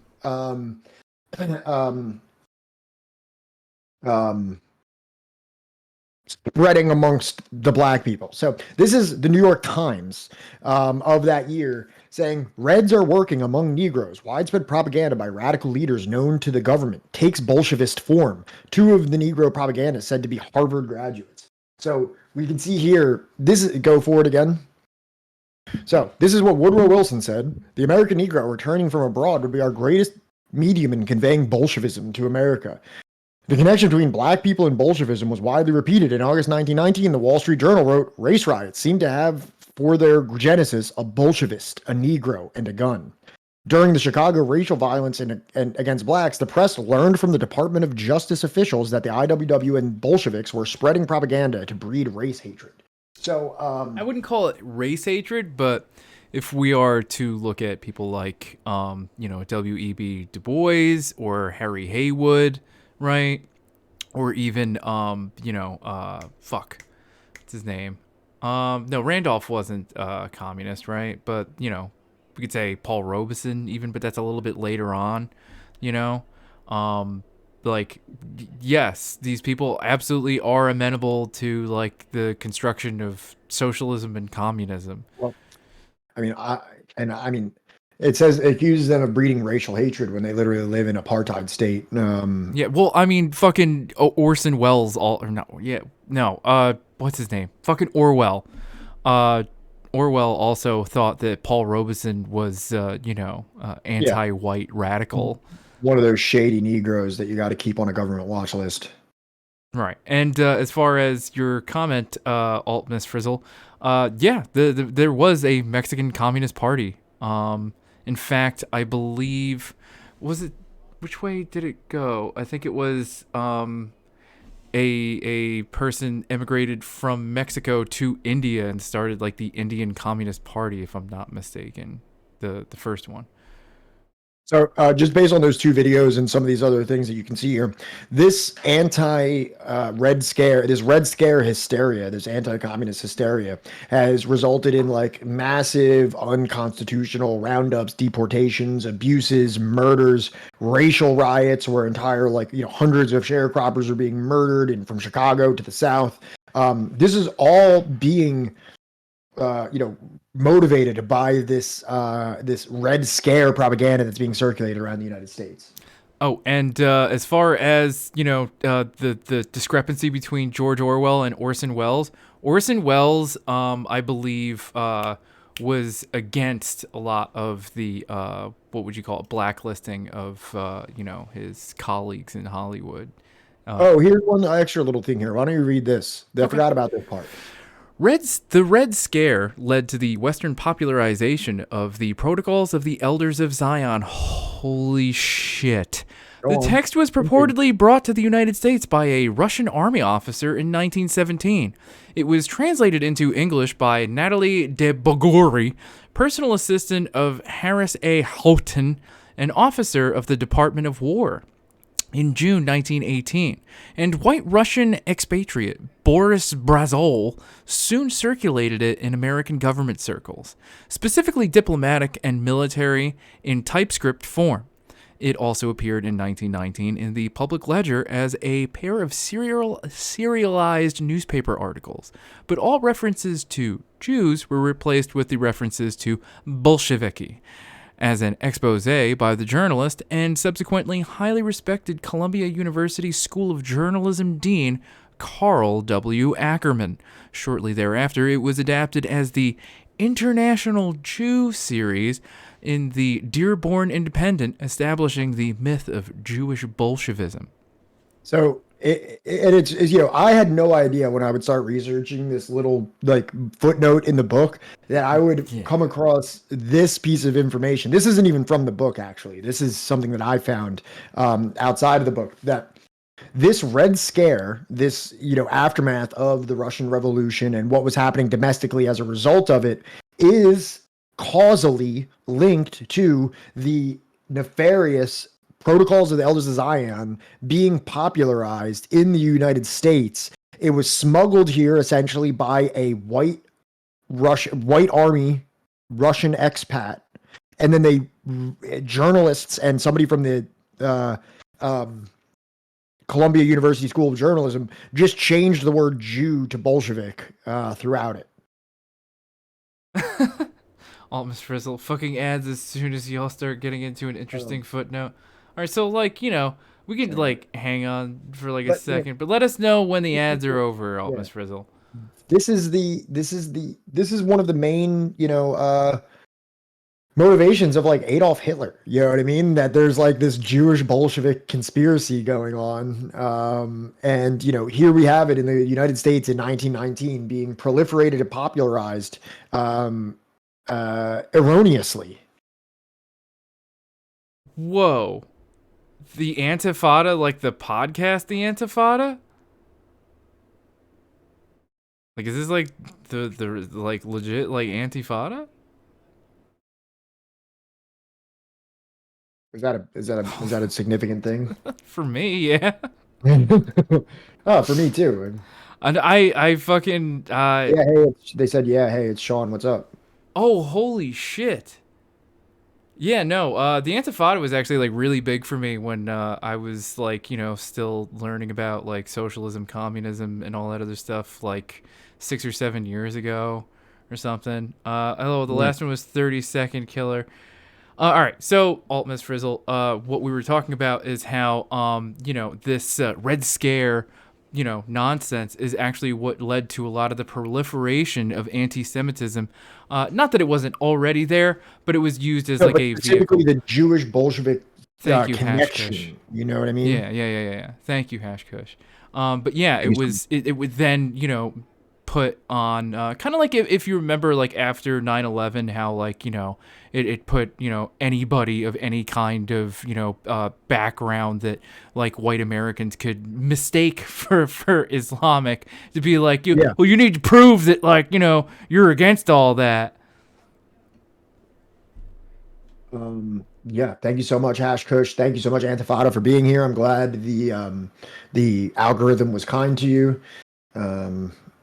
Right. So this was just such an interesting, because if you follow American politics, German politics, like neo-Nazism in any facet, about this protocol of the Wise Men of Zion, which is like a counterfeit. It's like it's not plagiarized. It's like a fabricated like text of like Jewish people about how they want to control the world and everything like that. It has no basis in reality. It is not like real from any like Jewish, like the 12 Jewish tribes or some shit like that. It is just neo-Nazi anti-Semitist propaganda. Yes. And it was a white army Russian expat who just slid it off to some journalists in the University of Columbia who just changed it around to use it for anti-Bolshevik propaganda, and thus established the myth of Jewish Bolshevism. Yes. And this thing, the International Jew, I don't know, do you remember when we were reading Black Shirts and Reds and we went over the connections between U.S. businessmen and International Jew is a 4-volume set of anti-Semitic booklets or pamphlets originally published and distributed in the early 1920s by the Dearborn Publishing Company, an outlet owned by...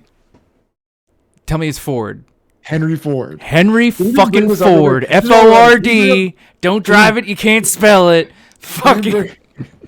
Can you bring up the internet? Can you just pull up the wiki for the International Jew real quick? You're fucking killing me, man. I'm gonna fuck. My like search history is so weird. Yeah.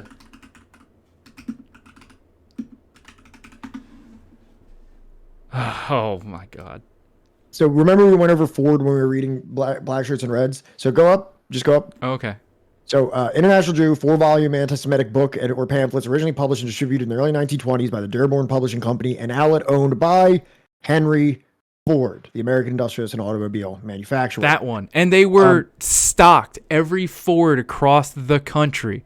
The most common car, the most common car company. Is the most commonly owned vehicle in the United States. Every major city at this time, right? Fucking what the fuck? Went and got like a medal from Hitler. Yes, it was like one of the highest orders that a non-German could get. Like he wrote a poem dedicated to Hitler. Do you also? I learned about. I forget where I learned this recently, but you know how when we were going over The Divide by Jason Hinkle, not Jackson Hinkle, they talked about how there was like a split between like these two brothers that then started Chevy, right? Yeah. In like the lawsuit, right, about how like that companies are more beholden to their shareholders than the customers or whatever. Dave, have you ever like wondered like, well, what is the Chevy logo supposed to be? Like a cross, right? Is it? Well, it looks like a cross. You can't tell me it's not a cross. I don't know. Is it? Well, you typed in Chevy logo Star of David. That's not the Chevy one that I know very much. Yeah, that was the original logo. That's not what they currently use. Yeah. Do you know why they use that? To be against Ford? Yes, just, they really literally did. The rivalry. Just really make the rivalry like shit. If he's going to be a Nazi, we're going to just lean into being Jewish. Yes. That's exactly what they did. They literally used the Star of David just to fuck with fucking Ford. Oh, man. So what's up with the Jewish star? Horace Elgin Dodge and John Francis Dodge were not Jewish, but when the brothers unveiled their first Dodge, the company's logo looked a lot like the Star of David. It was a circle with two interlocking triangles forming a six-pointed star. An interlocking DB was at the center of the star, and the words Dodge Brothers Motor Vehicles encircled the outside edge. One popular belief was the symbol was chosen to anger their former partner and competitor. Henry Ford, a notorious anti-Semite. Yeah, okay, whatever. I'm ignoring all of this. You can't tell me that a man that stocked the international... I love their defense is like, not true. We were friends with the anti-Semites. We were friends. That was a good friend of ours. We would never do that. Plus, the club points out the Star of David was not universally linked to Judaism when the logo first appeared in 1914. That's brothers like putting a swastika on it, being like, I don't know, it's a Hindu thing, right? Yeah. No, it means luck. That's what it means, right? We're not like East Asian or anything like that, but like, for us, the DB Star was discontinued for the 1939 models, perhaps because the company believed certain export markets would not buy the car with the link to the Jewish symbol. Guys, we went out on a limb here with the Jewish thing. It really makes you wonder what export market is it they're trying to... You didn't expect the success of Nazism, and we may want to pull that back now. What market were they trying to keep? Oh, okay, all right. So sorry, I just needed the international Jew thing. Yeah. I didn't realize that something is the world's problem. Oh my. Go down. I want to see if it says anything about the protocols of Zion in here. I can just do this. Yeah, go ahead. It's literally like it's like a hallmark. We got 11 matches, man. So just give me a second. Yeah. Oh, there we go. Volume 1, an introduction to the Jewish protocols. Right. So it's just wild that this even happening, which really brought this to there it is. There, like, you know what I mean? Like, it's all there. Like, that this was kind of like, we really found the origin of where all this came from. And this became such a significant conspiracy theory that still persists today. Like, there's still like a subtext to anti-Semitism today that they're like not only weaponizing like the gay agenda, but like socialism to, decrepify the U.S., the men of the United States, or the Constitution of the United States. I'm going to go out on a limb and say it's at least within like the last 5 years that Alex Jones has brought up the protocols of the Elders of Zion, if not in the last like 3 months. And I don't keep track of what he does every day. He might have done it last week for all I fucking know. It's the protocols of the Elders of Zion. I said it. 1949. That's just the abridged version, though. Wow, there's an abridged version. Under Christian Nationalist Crusade, huh? Very nice. From St. Louis, Missouri. Or is it St. Louis, Missouri? I always forget. So I hope that those videos and some of this stuff put up a nice little context for what the United States is in this 1919, 1920 period. Because this is... Wait, don't clip that. Wait. All right, go forward, man. We are never going to have a serious career from this. The military invention came to an end, but with the sole and partial exception of the Second World War period, the propaganda offensive has never let up. In 1943, Life magazine devoted an entire issue in honor of the Soviet Union's accomplishments, going far beyond what was demanded by the need for wartime solidarity, going so far as to call Lenin perhaps the greatest man of the modern times. 2 years later, however, Harry Truman sitting in the White House, such fraternity had no chance of surviving. Truman, after all, was the man who, the day after the Nazis invaded the Soviet Union, said, "If we see that Germany is winning, we ought to help Russia. And if Russia is winning, we ought to help Germany. And that way, let them kill as many as possible. Although I don't want to see Hitler victorious in any circumstance." When he says let them kill as many as possible, which them is he referring to? So here's this little Life magazine snippet. Vladimir Ilyich Ulyanov. Perhaps the greatest man of modern times was Vladimir Ilyich Ulyanov. He took the name of Lenin, spent most of his 54 years in exile from his country, and gave the world the biggest new political fact of just the spiciest new political trend. It's all the rage this year.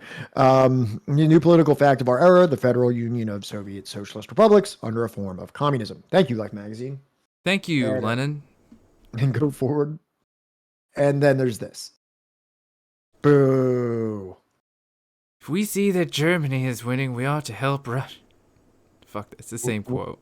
Is that a Truman? Yeah. Yeah, I just liked this little quote box here. I'm sure we should help the Nazis. We should help them. Much propaganda mileage has been squeezed out of the Soviet-German Treaty of 1939. Boy, howdy has there. Made possible only by entirely ignoring the fact that the Russians were forced into the pact by the repeated refusal of the Western powers, particularly the United States and Great Britain, to unite with Moscow in a stand against Hitler, as they likewise refused to come to the aid of the socialist-oriented Spanish government under siege by the German, Italian, and Spanish fascists beginning in 1936. Stalin realized that if the West wouldn't save Spain, they certainly wouldn't save the Soviet Union.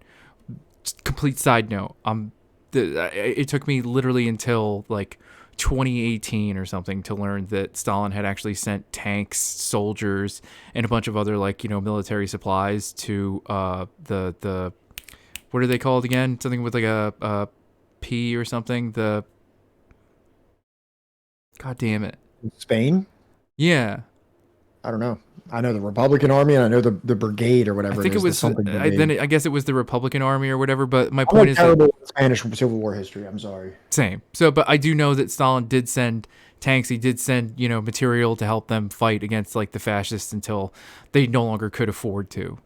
From the Red Scare of the 1920s to the McCarthyism of the 1950s to the Reagan crusade against the evil empire of the 1980s, the American people have been subjected to a relentless anti-communist indoctrination.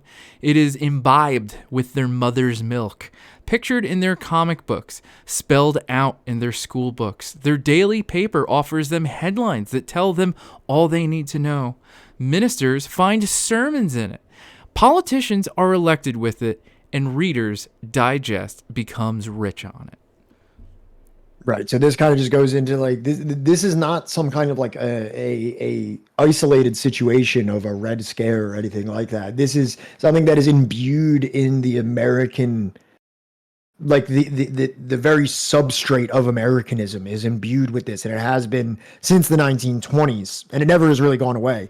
It has gone from something that was enforced to now that is something that is just exists in a, like I said, does a fish know it's in water? Does America know that it's anti-communist? It's not even it's baked in. Matter. Yeah, exactly, baked in. I am now following program to chill, and we'll be checking that out. Thank you, Catalepsy Kills. Same shit with these folks saying they're shit out behind closed doors. They don't give a fuck who kills who as long as they sell more bombs. Yeah, pretty much. So to the mind carefully brought. I'm sorry, there's so many typos in this shit. I copied. Nah, don't worry about it. To the mind carefully brought to adulthood in the United States. Oh, no, that actually makes sense. To the mind carefully brought to adulthood in the United States, the truths of anti-communism are self-evident. as self-evident as the flatness of the world once was to an earlier mind, as the Russian people believed that the victims of Stalin purges were truly guilty of treason. The foregoing slice of American history must be taken into account if one is to make sense of the vagaries of American foreign policy since the end of World War II. Specifically, the record, as presented in this book, of what the U.S. military and the CIA and other branches of the U.S. government have done to the peoples of the world. In 1918, the barons of American capital needed no reason for their war against communism, other than the threat to their wealth and privilege, although their opposition was expressed in terms of moral indignation. So yeah, for anybody that just had like the record scratch part happen at the end of that like first sentence, yeah, that's gonna keep coming up in this book. So, you know, it is what it is. Shakespeare is a great person to talk to about Spanish history. They are a history professor of Spanish Jewish descent, and they have a really good lens on a lot of this. And that is where I learned about some of the history of the Communist Party of Mexico. Wow, that's really cool. Is Shakespeare on Twitch? Is it like a podcast or? I'm definitely down to learn more and have a resource on that, especially because me too. Okay, cool. I'll figure that out in the background and go to the next slide. By the end of the Second World War, every American past the age of 40 had been subjected to some 25 years of anti-communist radiation. The average incubation period needed to produce a malignancy. Anti-communism had developed a life of its own, independent of its capitalist father. Increasingly, the post-war period, middle-aged Washington policymakers and diplomats saw the world out there as one composed of communists and anti-communists, whether of nations, movements, or individuals. The comic strip vision of the world, with righteous American supermen fighting communist evil everywhere, had graduated from a cynical propaganda exercise to a moral imperative of U.S. foreign policy. So now we're getting to the stage of World War on the heels of World War II, where we're getting into the McCarthyist era. If you go forward, I think the little commercial I have is next. Yeah, go ahead. This is the type of stuff that we were looking at post-World War II. So we went over everything that was happening in the late teens, early 20s. This is what you can expect in like the late 40s. Is this the one that was used by the Man Lifting Banner music video? I'm not sure. Therefore, propaganda is vastly more important in democratic societies. What? In recognizing a communist, physical appearance counts for nothing. If he openly declares himself to be a communist, we take his word for it. If a person consistently reads and advocates the views expressed in a communist publication, he may be a communist. If a person supports organizations which reflect communist teachings, or organizations labeled communist by the Department of Justice, You see what like she the may be a communist. implication here is?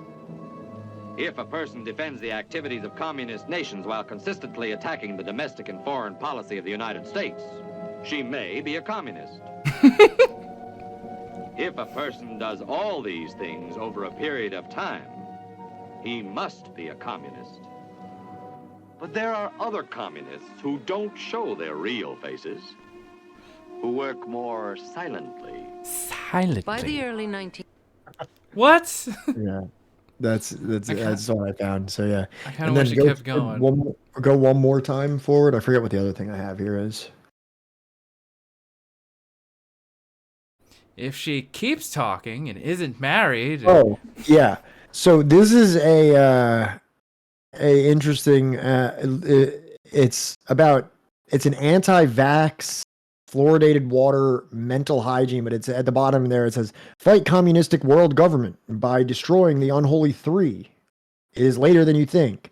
So this is like old school, like anti-vax communism, conspiracy nut stuff from the 1940s. And down there, it's also Jewish stuff too. Rabbi spits. Yeah, that last one. I'm like, yeah, okay, yeah, that's cool. American Jews must come to grips with our contemporary anti-Semite. We must fill our insane asylum with anti-Semitic lunatics. So it's anti-Semitism, anti-vax, conspiracy theories about water, and all tied in as communism. And yeah, that Red Wizard, that's kind of what I was saying, is that like not much has really changed. And then it says here, many ordinary Americans became convinced that there must be no smoke without fire and lent their support to McCarthyism. The Gallup poll found that at its peak in 1954, 50% of the American people supported McCarthy, while 29% had an unfavorable opinion. So that's 70% roughly that, supported him, like majority of Americans by a significant margin. They're referring to it as a great republic. They're talking about fluoride in the water, vaccines, right? And they're talking about Jewish people. And it's at the bottom, it's tied together as communistic. That As this is communistic Jewish Yeah, people. Alt Miss Frizzle, I love playing anti-vax bingo. This is from 1954, and it's like kind of funny too that a lot of the like anti-vaxxers today, they kind of call back to polio as like, that was a good one. You know what I mean? I'm not against all vaccines. Polio was a good thing. And it's like, well, back then you may not have been so psyched on the polio vaccine. Yeah, no, like this was being distributed and you seem pretty susceptible to this type of pamphlet. You know what the funny thing is that I think it was my great grandfather, right, at like 20. Oh, we got 50 people in here. What happened? Second time ever we have 50 people in here. God damn. Fucking thank you all so much for giving us your time. But my a little bit of Johnny Lord, my great grandfather, I think he was like in his 20s. I think he might either been 25 or 29. My point is that he had like 3 kids and had been walking just fine his entire life. Came down with polio, lost his ability to walk like altogether, like for the rest of his life. Can you imagine that shit? Fuck that. Yeah, I'm gonna get vaccinated from fucking polio. I'm not fucking like losing my ability to walk. Like if I can help it, like. I'll read this one because this is actually my favorite, one of my favorite quotes of the book here. So even the concept of non-communism, implying some measure of neutrality, has generally been accorded scant legitimacy in this paradigm. John Foster Dulles, one of the major architects of post-war U.S. foreign policy, expressed this succinctly in his typical simple moralistic way. For us, there are 2 sorts of people in the world. There are those who are Christians and support free enterprises, and those who are the others. If you know the Dulles brothers, they are just demons of American foreign policy. Look at Guatemala and like 100 other places. They are like Satan incarnate as people. The Dulles brothers and fucking what's his name? Edward L. Bernays are like neck and neck for like an argument for the Antichrist actually existing with like Kissinger. Yeah. Like top 3, like the devil has like 7 heads, right? So there's only like, 4 so far that we've mentioned. There's got to be like another like, 3 out there.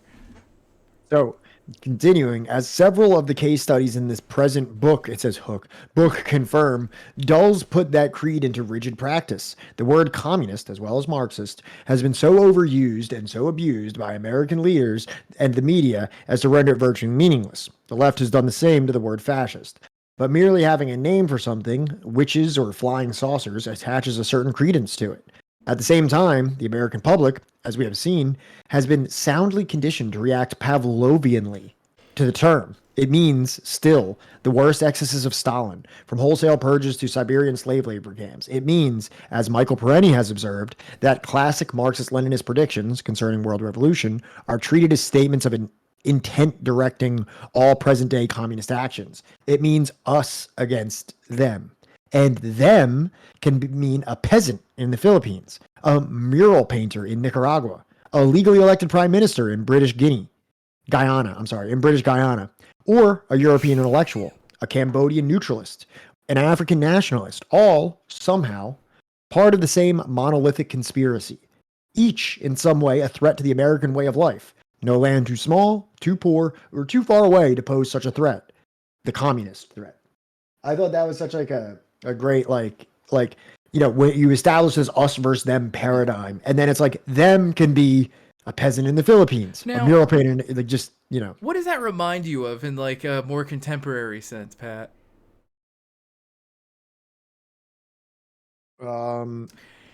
And us versus them. I'm not sure. You're either with us or you're with the terrorists. Yeah. Okay. Right. Yeah. I should have picked up on what you were saying, because after the fall of the Soviet Union, when there wasn't so much of a communist specter to haunt the world and produce military spending, now we need to replace that with something. And those people in the Middle East sure are spooky, and everyone sure is scared of them. Bro, let's just start referring to them all as terrorists. They tried to link the DPRK with Al fucking Qaeda. Yeah.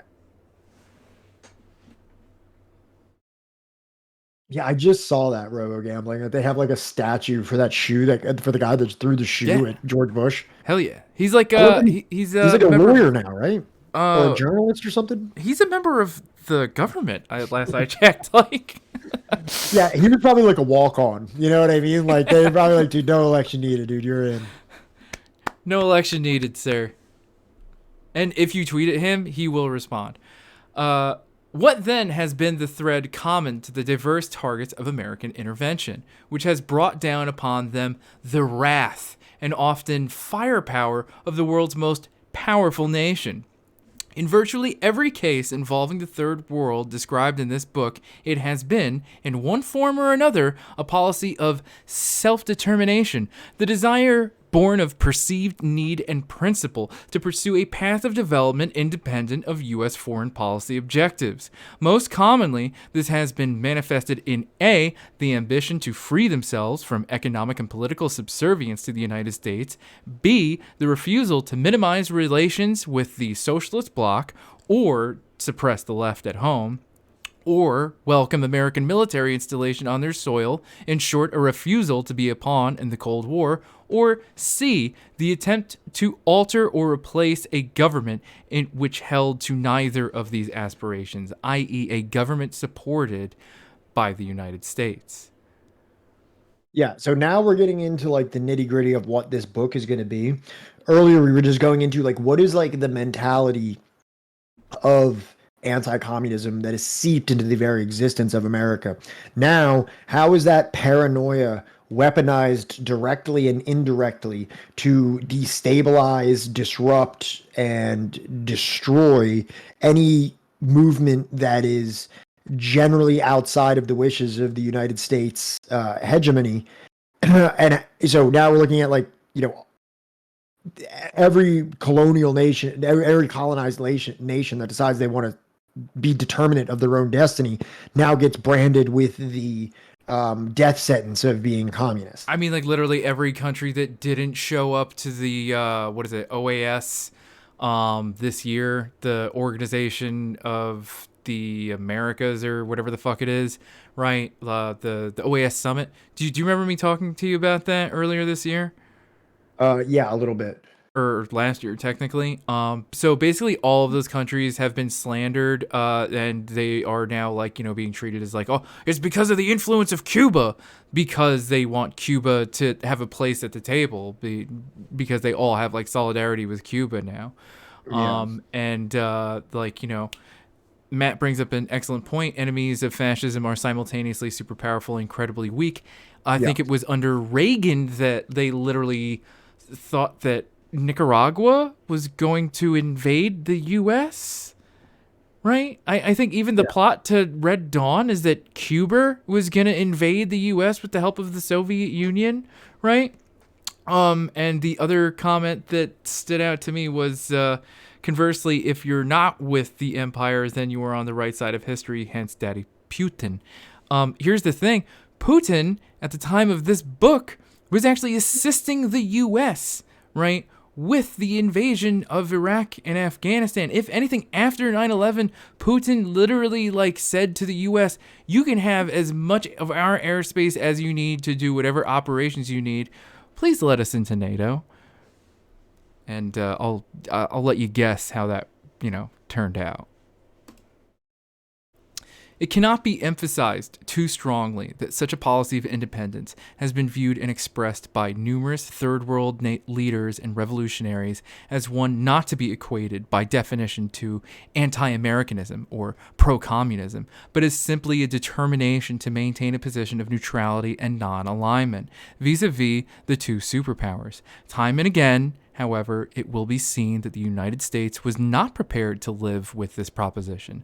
Arbenz of Guatemala, Mossadegh of Iran, Sukarno of Indonesia, Nkrumah of Ghana, Jagan of British Guyana, Sihanouk of Cambodia, all insisted Uncle Sam must declare themselves unequivocally on the side of the free world or suffer the consequences. Nkrumah put the case for non-alignment as follows. The experiment which we tried in Ghana... I am not doing a fucking Nkrumah. Like, no. I will make fun of white people and white accents only. Do not ever expect me to do an accent of anyone other. The experiment which we tried in Ghana was essentially one of developing the country in cooperation with the world as a whole. Non-alignment meant exactly what it said. We were not hostile to the countries of the socialist world in the way in which the governments of the old colonial territories were. It should be remembered that while Britain pursued at-home coexistence with the Soviet Union, this was never allowed to extend to British colonial territories. Books on socialism, which were published and circulated freely in Britain, were banned in the British colonial empire, and after Ghana became independent, it was assumed abroad that it would continue to follow the same restrictive ideological approach. When we behaved as did the British in their relations with the socialist countries, we were accused of being pro-Russian and introducing the most dangerous ideas to Africa. Yeah, Wilco's clip finger was just like, gonna get you. But yeah, a lot of this we covered in The Divide by Jason Hickel, not Jackson Hinkle, and especially Nkrumah, you know, because he was just like a trailblazer for a lot of this. And I was actually listening to, what the fuck is the name of that podcast that I told you about? Actually Existing Socialism, I think it's called. Yeah, Actually Existing Socialism, where they interviewed someone that is Guyanan, I think. Yeah, no, I can't bring it up right now. But okay. They were talking about how, like, you know, Nkrumah actually wasn't exactly like super on board with like the Soviet Union, and he wasn't even actually like really technically trying to abolish capitalism within Ghana. He was trying to thank you, Hashkush, so much. Holy shit, thank you so much for the 10 tier 1 subs. We love you and are indebted to you. I don't even know what to say. You were just constantly filling my heart with joy. I don't know if we would be what we are currently in our forum without you. Wow, thank you so much. Yes, and for the people that, like, you know, still haven't received a gift sub from Hashkush, like I say all the time, like, please let us know if you're getting an ad and we're in the middle of something that you find super interesting. We'll do our best to just kind of like hang tight for, like, you know, the 2 minutes or whatever for the commercials, but yeah, so he wasn't even really like technically trying to like abolish capitalism. What he was trying to do is he was trying to like restructure the economy to work for the people. Yeah, for the people of Ghana. Yeah. I got you blocked, baby. So yeah.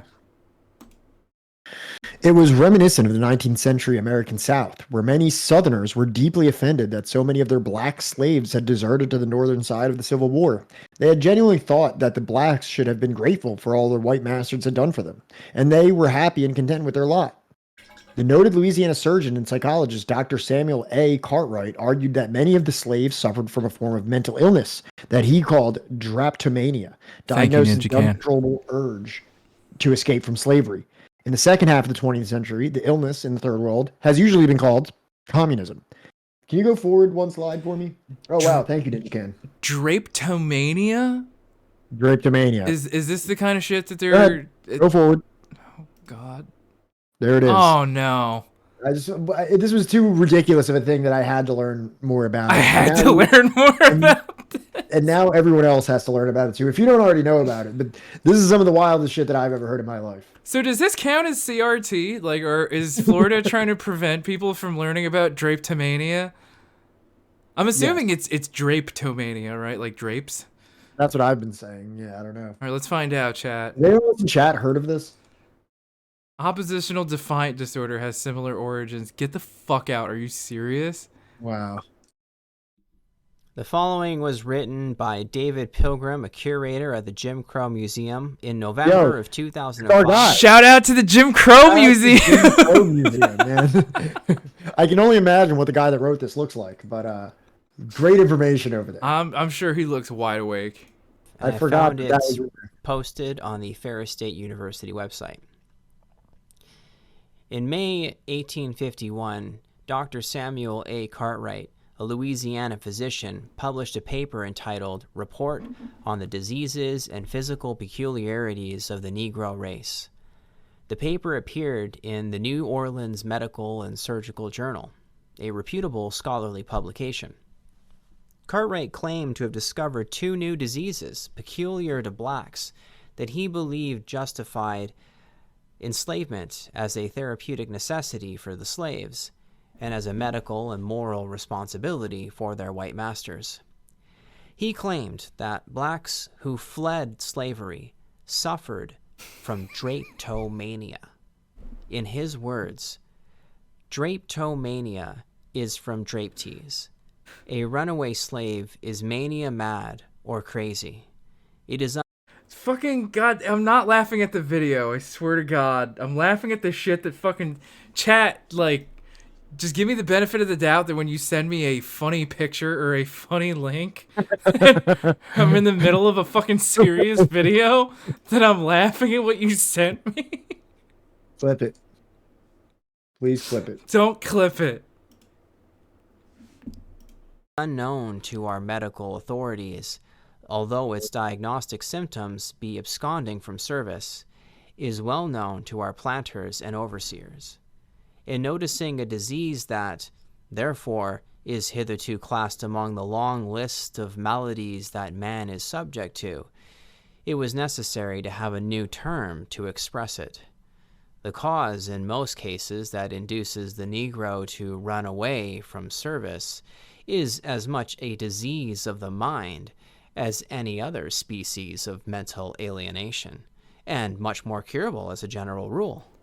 With the advantages of proper medical advice strictly followed, this troublesome practice that many Negroes have of running away can be almost entirely prevented, although the slaves are located on the borders of a free state within a stone's throw of abolitionists. That has nothing to do End with it. quote. No, it was could common possibly be that. in the 1840s and 1850s for pro-slavery advocates to claim that blacks benefited from being enslaved to whites. For Cartwright and other pro-slavery defenders, the black slave who tried to escape must be crazy. The uncontrollable urge to run away was a symptom of the mental disorder. Later, Cartwright would argue that drapetomania could be prevented by beating the devil out of them.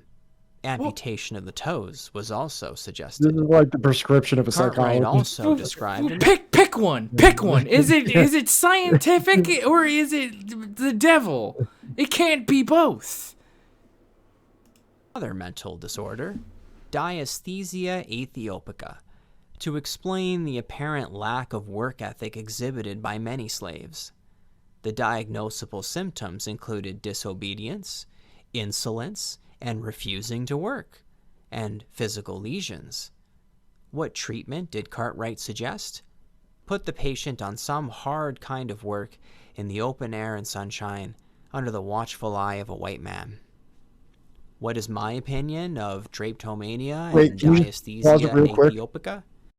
This takes a real weird turn at the end. Just tell me if you catch this. The way that they wrap this up at the end, like the video is fine, and it's nothing like, I don't think it's offensive, but it was just a weird thing where they make an analogy. So go ahead. I just want you to be prepared for that. Fucking what are you showing me? It's really weird. I don't even think examples of scientific racism. Racist propaganda masqueraded as objective scientific inquiry.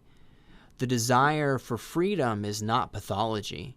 The unwillingness to work for the slaver is not a disease. The goal of the scientific racist was, and remains the defense of a racial hierarchy. Cartwright was, unfortunately, not the last scholar to use science, or more correctly, pseudoscience, to rationalize or justify the subordination of Africans and Americans of African descent. In 1797, for example, Dr. Benjamin Rush, the father of American psychiatry, declared that the dark skin of blacks was caused by a rare congenital disease called negritude, which derived from leprosy. The only cure was to turn the skin white. The 19th and 20th centuries found many white scientists, craniologists, phrenologists, evolutionists, geneticists, and others, arguing that dark-skinned peoples were inherently, hence immutably, inferior to light-skinned peoples intellectually, morally, socially, and culturally. American and European scientists have long histories of using scientific methods to intellectualize a racial hierarchy that had whites at the top, yellows in the middle, and reds, browns, and blacks at the bottom.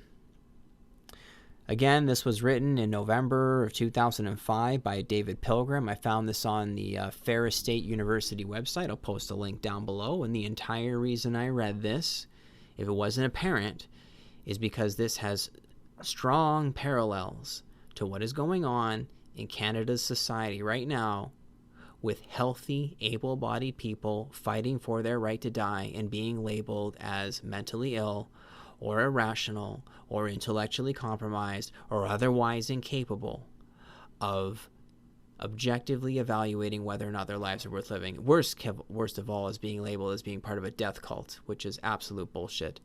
But anyway, that's the whole reason I read this. Thanks for listening, and I'll see you in the next one. Canadians, weigh in. Canadians, please. Canadians in chat. It wasn't anything really that bad. I don't think like he made a great presentation of like this historical like trend in like racial and like the whole thing, and then like the last 10 seconds he's like, yeah, the reason that I did this is because this, I guess there's like, what is like the voluntary euthanization thing? I don't know. I haven't looked into it, but I assume like, isn't there something you could do in Portland where you're like, hey, I'd rather not be alive, and like a doctor can like. Pat, this is from a year ago, and I don't know. I know that you don't really follow like the news that hard. You know. Was this a thing in Canada? Good on you for that. Do you know why it's a thing in Canada? No. Does it have to do with natives? I'll let you get it.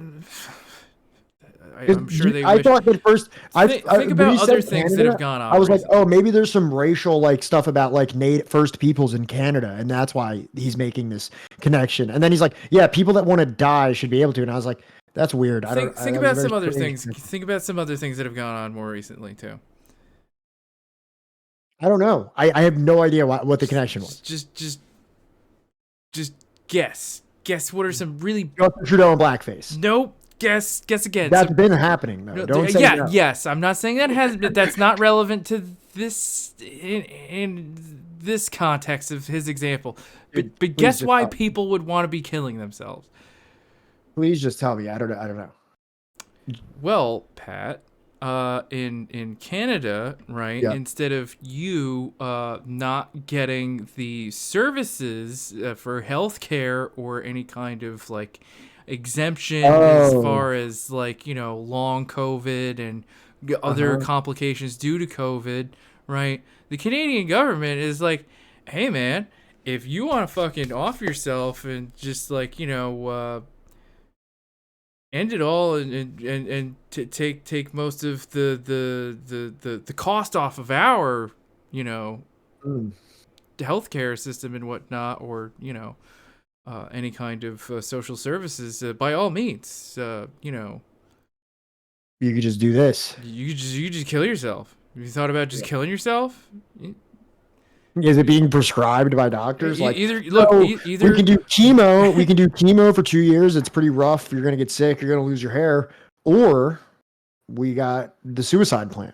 Well, it's also like, you know, the amount suicide truth, yeah, like in Futurama. The amount of people that like, you know, got COVID because of just, you know, nonsensical, just, lack of protection policies, stuff like that, people get long COVID. Euthanasia in Canada. Sorry, I just had to pull this up. Euthanasia in Canada, its legal voluntary form is called medical assistance in dying, and it first became legal with assisted suicide in June 2016 to end the suffering of terminally ill adults. Right. In March 2021, the law was further amended by Bill C-7, which states that you can be thrown in jail for misgendering a trans person. What? Oh, Are you reading fucking Jordan Peterson's tweet? Yeah, wasn't that called like Bill C something? I just thought it was funny that is that how they start all their bills in Canada? Up yours, woke moralists. Which Jordan Peterson got wrong, by the way. I wasn't saying that because I didn't know that, but he completely mischaracterized what that bill would do. It was just going to add trans people to a protected class, like other people. It was not like as they should be. Yeah, I just wanted to clarify that I didn't actually think that's what Bill. What is it, C-17 or something like that? Isn't something that like that? Yeah. And it's also in Canada, which promotes assisted euthanasia in additional situations, including for certain patients whose natural death is not reasonably foreseeable, subject to additional safeguards. 2021, more than 10,000 people died by euthanasia in Canada. God damn. Yeah. Well, I mean, like I said, there's a lot of people right now that are dealing with long COVID, and because there's no real what's the word, they don't care enough to actually give them permanent disability or anything like that, or just give them health care.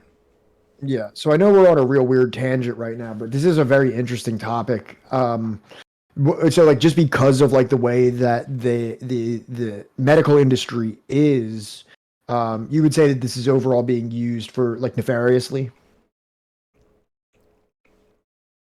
Instead of them expanding their healthcare, right? Just giving you the option to die as opposed to fixing their healthcare industry. Yeah, I agree. That's very dystopian. And not even just healthcare in general, but just social benefits. Society. Yeah, like housing, stuff like that. Preventing or giving some kind of relief of debts, things like that. I forget where this was, but there was a documentary that I watched a while ago. I think it's in Portland or something like that, where it was legalized, and it shows this guy doing you drink this, they give you this powder and you drink it, and the guy was so psyched about it. It was this old man. I don't know if you ever saw this. He was he drank it, and he was sitting there and just being right. Oh, I feel it. Thank you so much to everyone. He was really psyched. Look, I'm sure there are cases where people have a terminal illness or just fucking and they want to old just kind of do it, but also, putting this as a very, very, very dystopian Band-Aid on a broken healthcare system is not great. No. I would say that the cases in which yes, people's right to take their own life, should absolutely be respected, right? Yeah. Versus the amount of people that are being told, oh, just kill yourself, instead of being a burden on I'm pretty sure in that Portland documentary you had to be very terminally ill. I don't think it could just be I think you had to get I think it's pretty stringent for you to be able to get on that type of treatment. Yeah. Right. All right, well, let's move forward. I'm sorry to bring us so far out of that. But that video, do you agree that 95% of that video was great? Yeah, 95. It was a really weird comparison to bring up. Exactly. Well, I guess the only comparison is that, you say you want to die, you want to escape life. Yeah. So you must be mentally ill, and then he's that's the same as a black person escaping slavery, which is pretty fucked up when you actually make that comparison. That's actually the more I think about it, the more racist it seems. And the more likely that the people working at the Jim Crow Museum is is this some kind of public service thing that you have to do because you got a hate crime charge or something? The Jim Crow Museum had nothing to do with that. True. That was just a person reading something by the Jim Crow Museum. Yeah. That whole shit added in at the end was just by that dude that read it, not by the article itself, which was Jim Crow Museum. Yeah. Our boys would never do that. No. They know too much. Our tired boys at the Jim Crow Museum. Yeah. Exhausted from making very, very well thought out and well sourced Jim Crow era. That and working at the Jim Crow Museum every day is just got to be kind of that's got to be the little green IoT sessions. Yeah.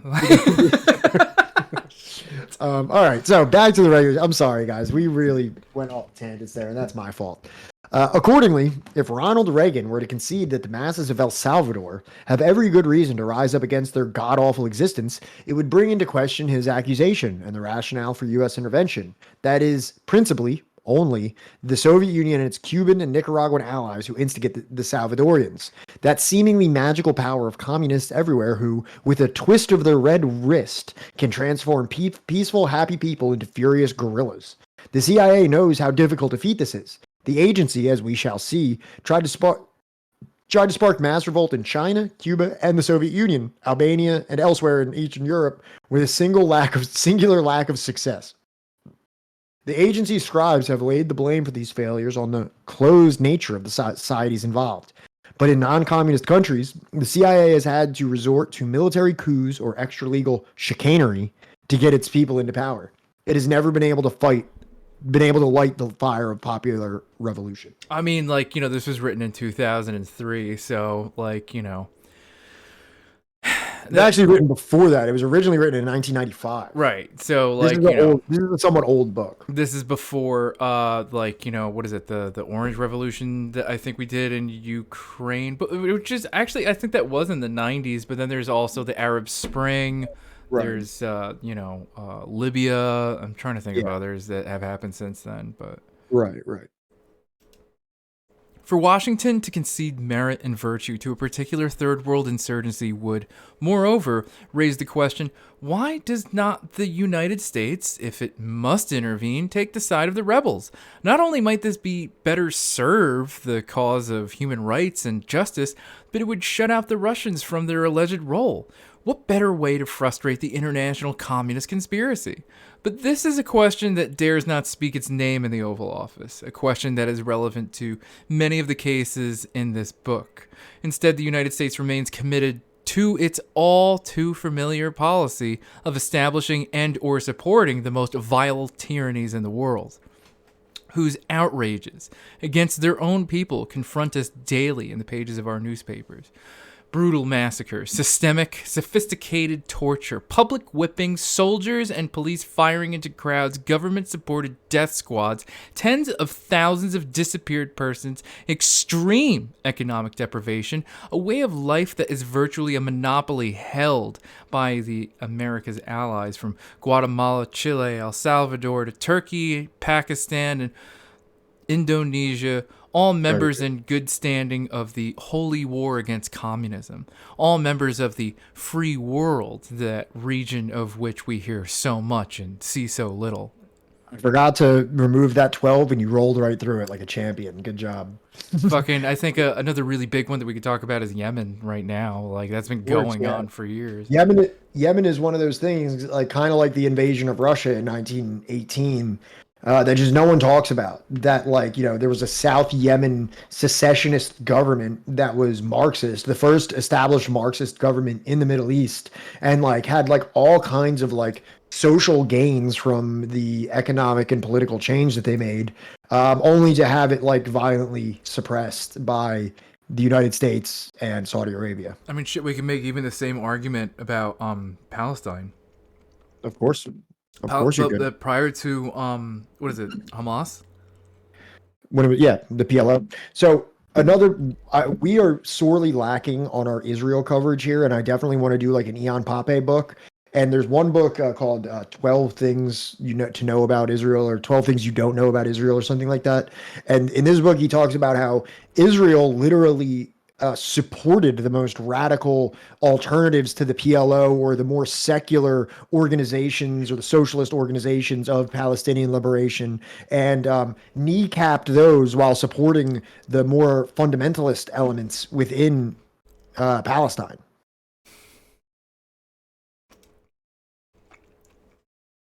It is interesting to note that as commonplace as it is for American leaders to speak of freedom and democracy while supporting dictatorships, so do Russian leaders speak of wars of liberation, anti-imperialism, and anti-colonialism, while doing extremely little to actually further these causes, American propaganda notwithstanding. The Soviets like to be thought of as champions of the third world, but they have stood by doing little more than going tisk-tisk as progressive movements and governments, even communist parties in Greece, Guatemala, British Guyana, Chile, Indonesia, and Philippines, and elsewhere have gone to the wall with American complicity. One of the biggest criticisms that I have of the Soviet Union time and time again is maybe that they would have helped a little bit more in some of these situations. And I understand that being through everything that they had been through, that it might have stretched their materials far too thin to get embroiled in a war with the United States, and that isolated them.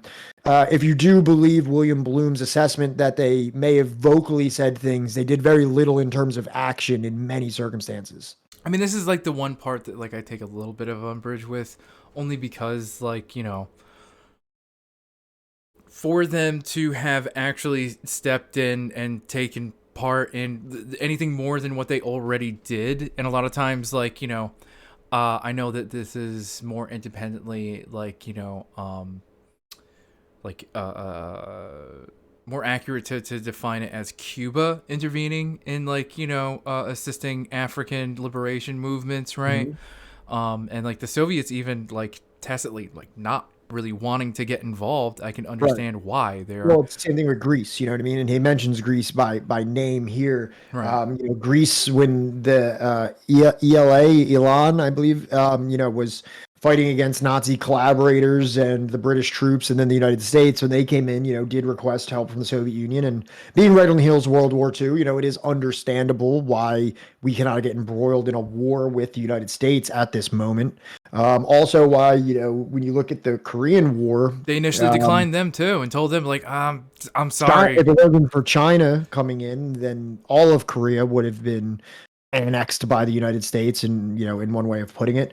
But yeah, you know what I mean? Like some of those things, you know, it is like a little bit like, you know, hard to read though sometimes. And for me, it's like, for me, I always get these feelings when I'm actually reading a book about that. Like when I'm reading a book about the Korean movement and I'm so caught up in the Korean story, and I'm so like, yeah, you know, we got to, you know, fight for this, and we got to fight against the imperialists and the Japanese and this and that. And then it's like, we need Russian help. No. And I'm like, yeah, like, I don't really think about the whole thing, but like, just cause I'm like, so like in depth into the Korean side of things. And I'm like, bro, come on. They need help. Yeah. Well, I mean, like, look, this is the way I understand it. And I'm not saying it's right or wrong, right, or anything like that. But I think like, especially after the post World War II period, a time that like, I think, Stalin and most of the leadership believed that they would be working in much more friendlier terms post-war, right? Yeah. And suddenly they have Truman, who's willing to like drop an atomic bomb twice, literally like most destructive thing of all time. They're willing to split an atom on top of innocent people.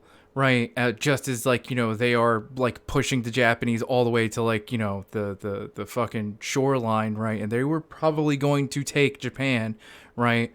And it's even been said that like what Truman has like a letter literally stating that the intended purpose of that is to flex on the Soviets and be like, you know, this is ours now. Oh yeah. So like, I think and everyone acknowledges, like from like the top military officials at the time, including Eisenhower and shit, were like, we had no reason. There was no military reason for us to do that. Right. Japan, I actually did a debate on this in college. It was like one of my things that I chose to do as like an argumentative essay on and like do a debate against the classroom, and was that the United States was unjustly used atomic weapons in Japan. And it's like their entire economy was like screeched to a halt. They were embargoed and sanctioned. They had no oil. They barely had any armaments. They barely had anything. They were already trying to work with the USSR to coordinate a surrender. They'd already written to the Soviets and been like, we want to surrender. Can you help us surrender the United States? And then also there was like 2.5 million Soviet troops descending upon them into Manchuria and Korea. There was just nothing. They were completely cooked. And then right at the end, fucking Truman was like, LOL. Get fucked. So, yeah, and you know, dropped it on residential cities. Right. Not that was, and that's the other thing, not that was much different. More people died in the firebombing of Tokyo by non-nuclear weapons than by Hiroshima or Nagasaki individually. Right. So they're contending with the fact that America now has this new super weapon. They don't know how many they have. They don't know, like, how do they have bigger ones, right? And on top of that, they were planning to have, like, peace post-war period, right? To rebuild their country that's just been ravaged by Nazi Germany for, like, the last, like, you know, close to 10 years. Like, you know, yeah, I kind of don't blame the Soviets for being like, I'm sorry, we're going to take our hands off because, like, we're not trying to be invaded again. Right? Like, things are not going the way that we planned. We're very sorry, but we're not trying to, like, you know, rock the fucking boat here. All right? Good. Best of luck to you.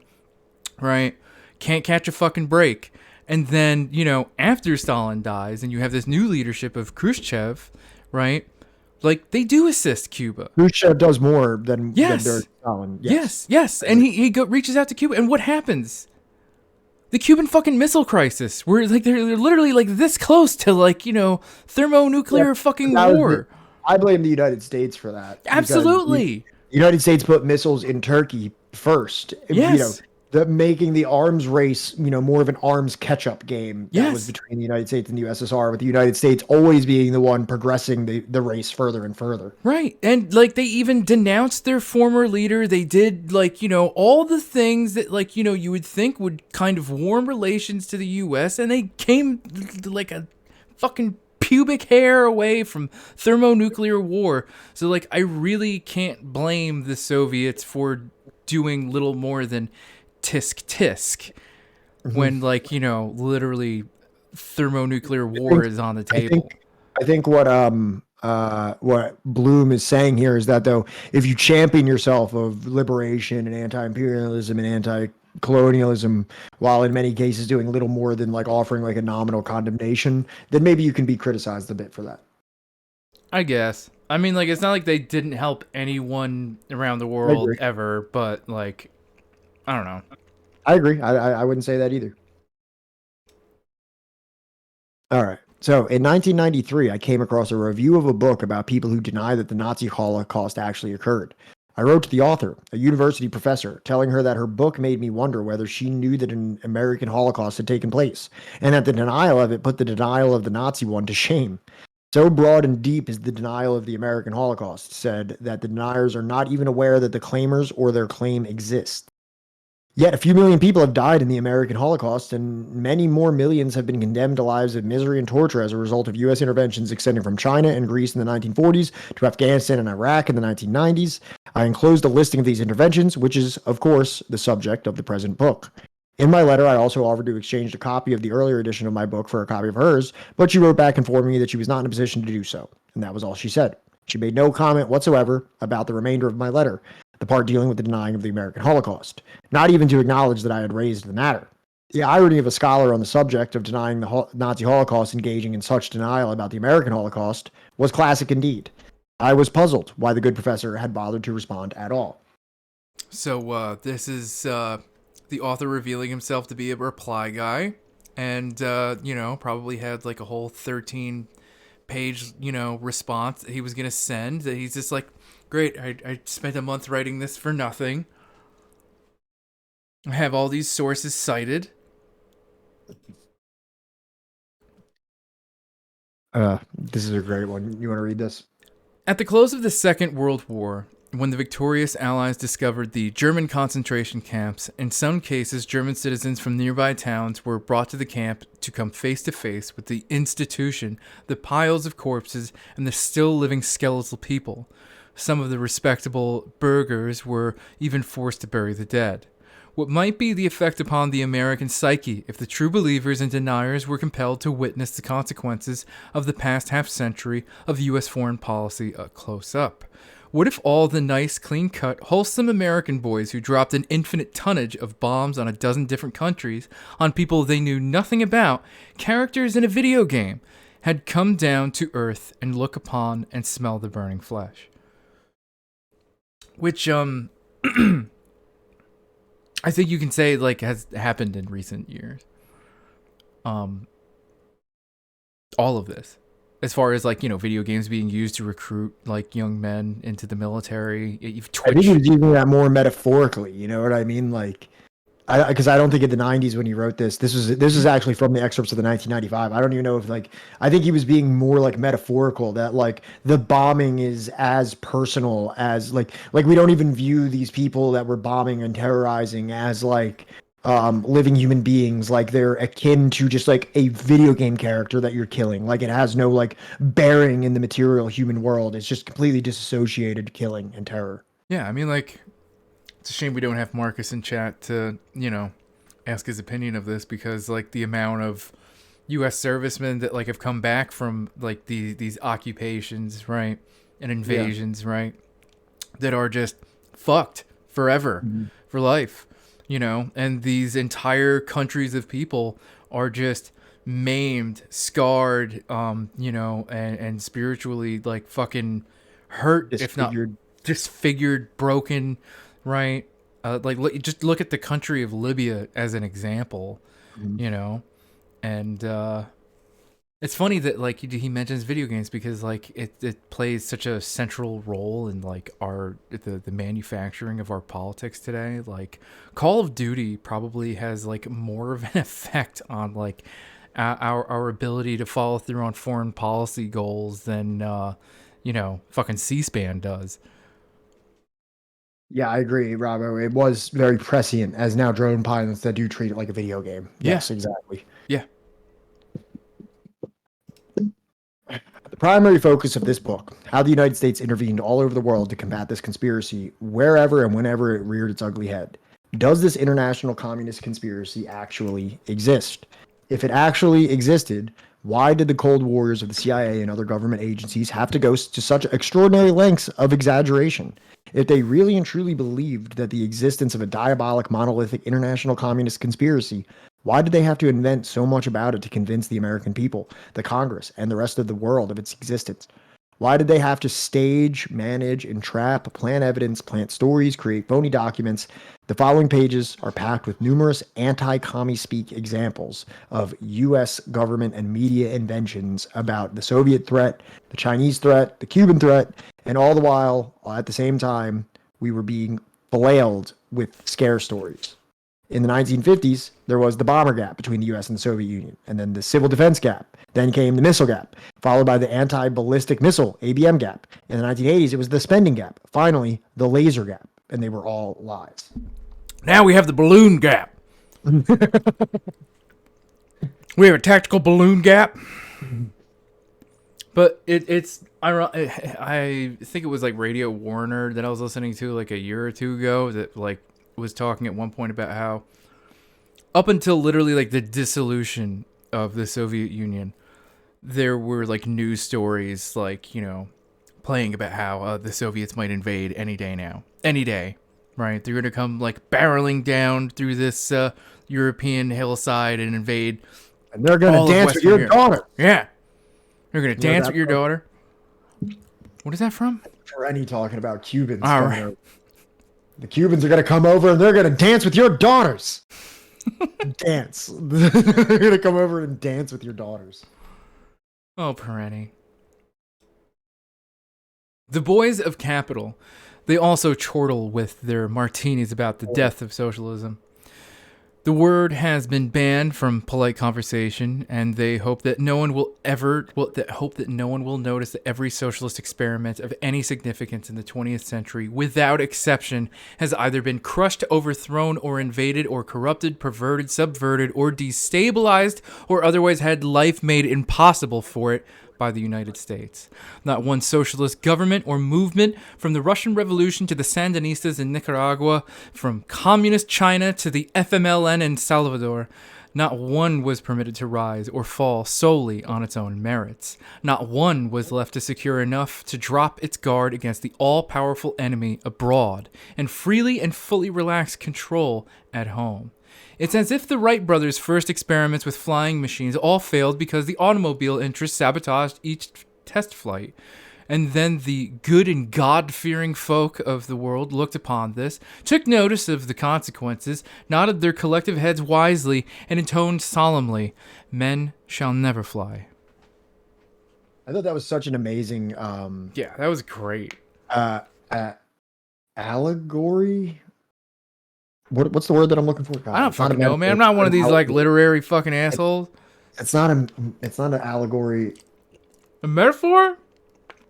Maybe it is a metaphor. I guess so. So it's as if the Wright brothers. So if the Wright brothers were setting up their flying machine that they put together there, and it was just sabotaged every single time by the automobile industry, and then we look upon it and we say, well, I guess man was never meant to fly. It's against man's nature to fly. Actually, flying looks great on paper, but flying will never be achieved.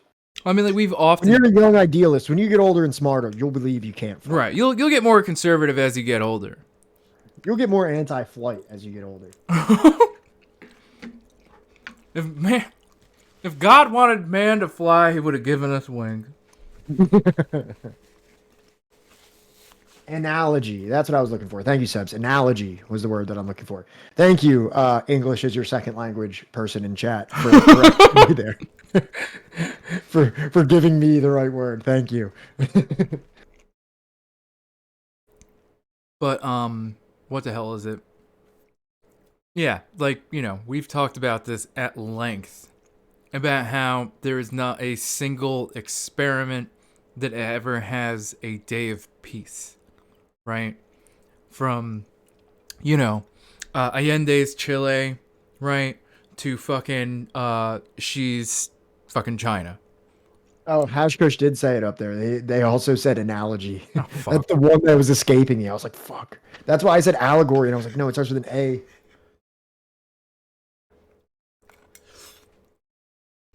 It's an onomatopoeia. So yeah. So that is our introduction to Killing Hope. So obviously we'll be here on Friday. I could have made this one longer, I guess. I don't know. So that was the introduction. So for the next chapter that we're going to do, I think we're going to do the first 3 countries that are listed in here, which is China, Italy, and Greece. So the first is China from 1945 to the 1960s. That's labeled as, was Mao Zedong just paranoid? Oh yeah, there you go. You got it up there. Perfect. I don't have to flip through pages like a caveman. No. Then we have Italy, 47 to 48, free elections, Hollywood style. Hollywood style. Then Greece, 47 to the 50s, from cradle democracy to client state. So we're going to go through those three, because a lot of people talk about Iran, especially if you see it down there at number 9. A lot of people talk about Iran as like the flagship, Iran and Guatemala as like the maiden voyages of the CIA. Not exactly true. In the CIA, it might not have been called the CIA by name yet, but there was actually many endeavors, even obviously Korea is a huge one that I know quite a bit about and I'm sure has been covered in Blowback. What was it called? The ISS? OSS. So this is like more OSS stuff, but still, you know, effectively the same thing. Fucking, I'm sure, honestly, like, if you really dig deep into it, there probably is some kind of, like, weird, like, what period would that be during the Revolutionary War? Not the Victorian. United States Revolutionary War? Yeah. Like, what period would you refer to that as? In a global perspective or in a U.S. perspective? I guess in a global perspective. The late 1700s. That's like pretty much the industrial age. Like we're just on the precipice of the Industrial Revolution there. So. I'm sure if you dig deep enough, right, you could probably find the U.S. had some kind of like, you know, fledgling, like, you know, secret. Well, the United States was, but it was doing it more above board. It wasn't really using secret organizations. I mean, we were landing in El Salvador, many, right, you know, because of the Monroe Doctrine, and obviously Woodrow Wilson was the president that granted a lot of imperialism to Cuba, to the Philippines, you know, everything after the Spanish-American War. So there was imperialist endeavors, no doubt, but this type of like more pervasive, like insidious type of interference was pretty much after the World War II. Ninja Can, I guess you missed both times where we talked about how like we're gonna have Rick and from Decolonized Buffalo and Plants Fanon come on when we start the Great Father, because, you know, look, the book is great and it's filled with a lot of good historical information, but it's not written by like somebody like Gerald Horne, in that it has some biases right? In its what would you call that? Like in its delivery. Mm-hmm. So we're gonna have two indigenous co-hosts join us in a reoccurring fashion, right, to go over that book, to give it the context that it deserves. Yes.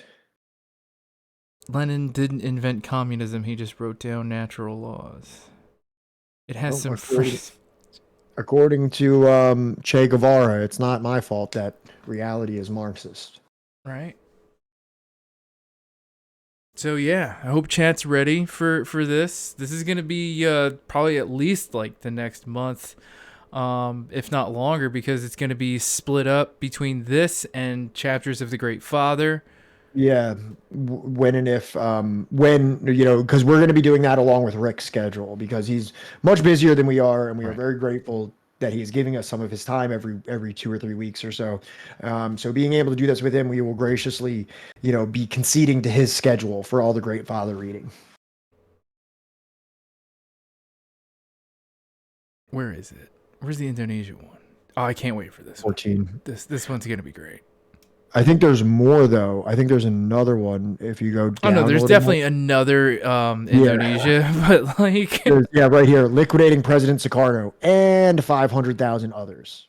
Yeah, 31. Yeah, and East Timor is in there too. So we're gonna learn a little bit about what was going on under President Jimmy Carter. Yeah, JC, Jesus Christ. Yeah. He's just a nice old man. I heard he builds houses and he's a nice Christian man. Look, he can try and make up for as much as he wants. He's still going to hell. I think I want to physically. Yeah, no. Like I said, or I will reiterate, we do have a copy in the Discord for you. It may not be a physical copy like I have here, but it is a copy nonetheless. Probably hold you over until you do procure a full physical copy. So y'all better not abuse this, but Abe Books, abebooks.com. It's what I use to buy my used books, especially if they're out of print. Normally they have them at some pretty decent prices, and I hope that this doesn't cause you any kind of economic insecurity, because you should have never been told about this.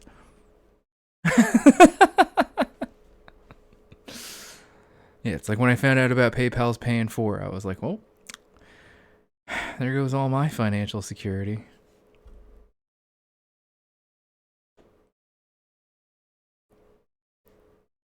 All right. So Friday, we don't really have a whole lot planned. We're just doing a chill stream on Friday. I guess so. Maybe we'll have the return of Dave.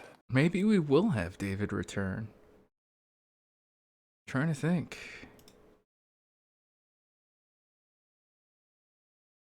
It looks like, I don't know, unless David, are you busy on Friday? Are you even here? Have you left us when we needed you most? We just made you a mod and you're right.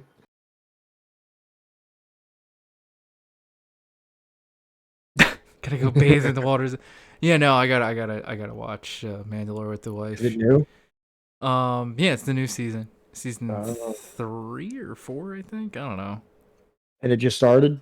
It doesn't hit as hard as Andor. Like I like, now that I've watched Andor, it is like, no, I need it to be grittier, darker.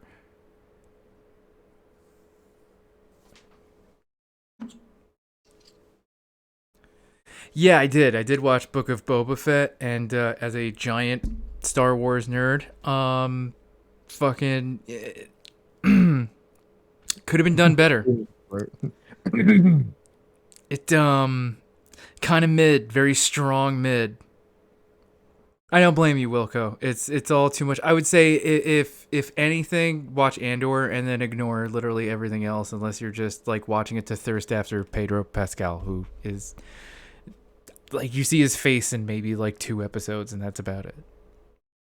Within this past year, me and my girlfriend sat down and watched the original 3 Star Wars, and I enjoyed it very much.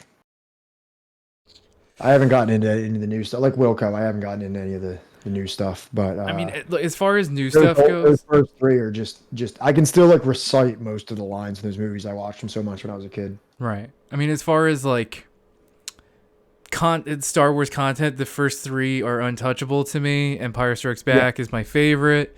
And then I like Return of the Jedi, man. Yeah, is it because he's got like the all black uniform now? I love the all black uniform. I love the beginning fight in the desert on Tatooine. In Tatooine, where there's that like pit that eats Boba Fett. Sorry, spoiler. No, you're good. Alert. And I love the Endor scenes. Like I love when they're fighting on Endor. And Nub. Yeah. What's that? Nub. Yeah, and I love like the final like space fight. Yeah, and yes, Catalepsy Kills. It's on Disney Plus. So other than like the original 3, I think the Dave Filoni animated series Star Wars: The Clone Wars, after like the first 2 seasons, is like some of the best Star Wars writing like I've ever watched. And then after that, Rebels, right? And Didn't then George Lucas say like, "Oh, you know, I wish I was in the Soviet Union making movies"? Did he say that? I mean, he did base the rebellion off of, you know, the Vietnamese, you know, rebel army. Oh, Larry, I'll tell you what he said.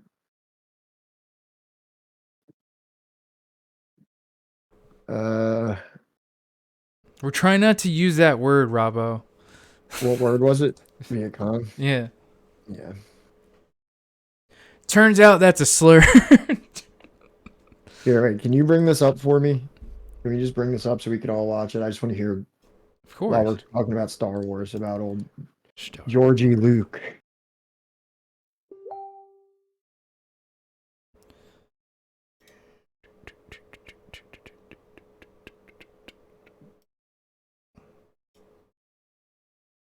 Why did it send it to me like this? So fucking weird.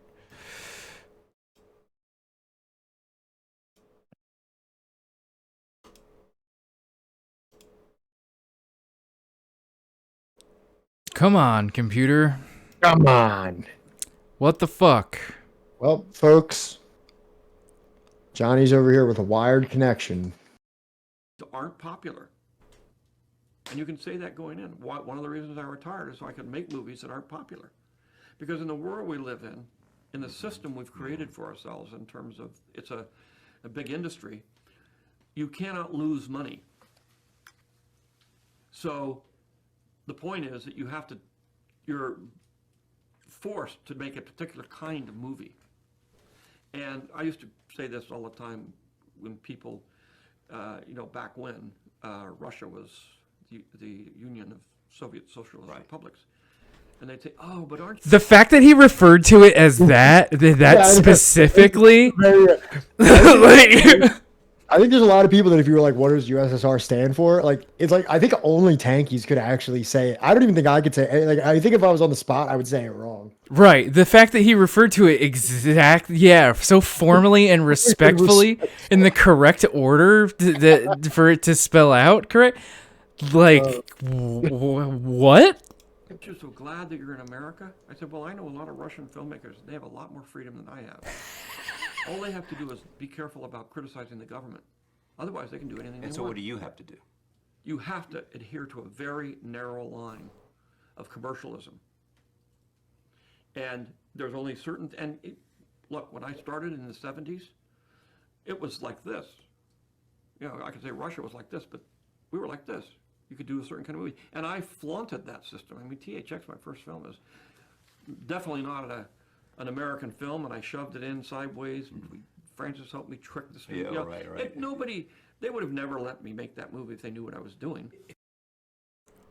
You want to know what else is funny? That's coming from a man that like only has money, right? From this that only has money from this franchise because of the toy deal. What? Really? Yeah, dude. He owns all the rights to the toy deals and shit. You don't think he made money off the movies?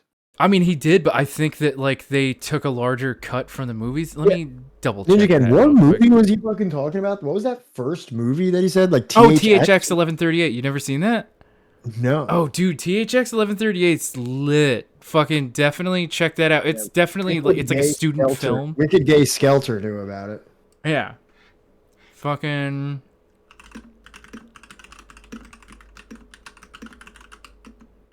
So like when you combine all of that with him basing the rebels to the NLF, like, you know what I mean? Like, is George Lucas based, like, more based than he already was for making Star Wars? Huh. They didn't believe. No, and now like you've got 40 and 50-year-old men that will pay thousands of dollars for a fucking limited edition or like misprinted fucking action Imagine figure. being a fucking idiot around some like board table somewhere and being like, Star Wars? Like, what Yeah. the fuck? You think kids don't give a shit about this? No one's gonna give a shit about You this. think Like, those fucking kids are gonna buy action like dolls? What are you fucking high? it has to have it has to be Superman.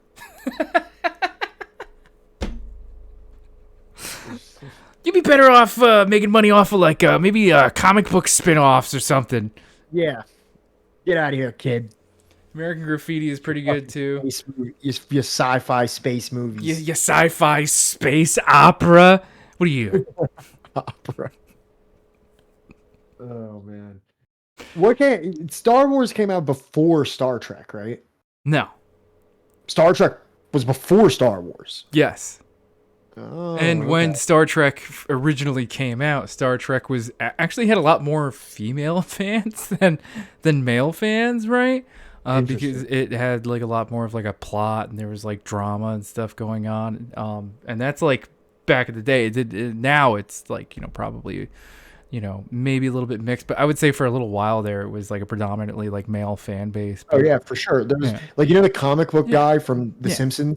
Yeah. Like that was like a prototype. That was like a archetype of America in the 90s.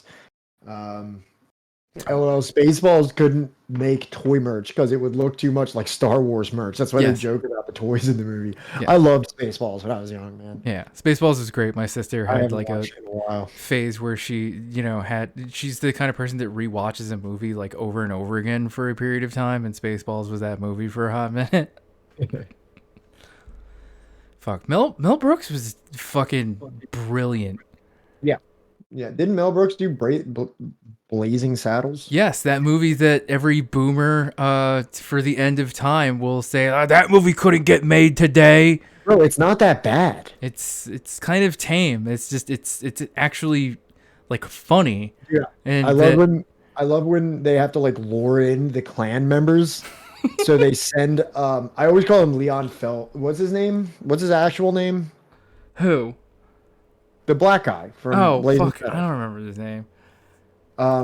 They said they have to like jump the two Klan members so they can steal their outfits. Yeah.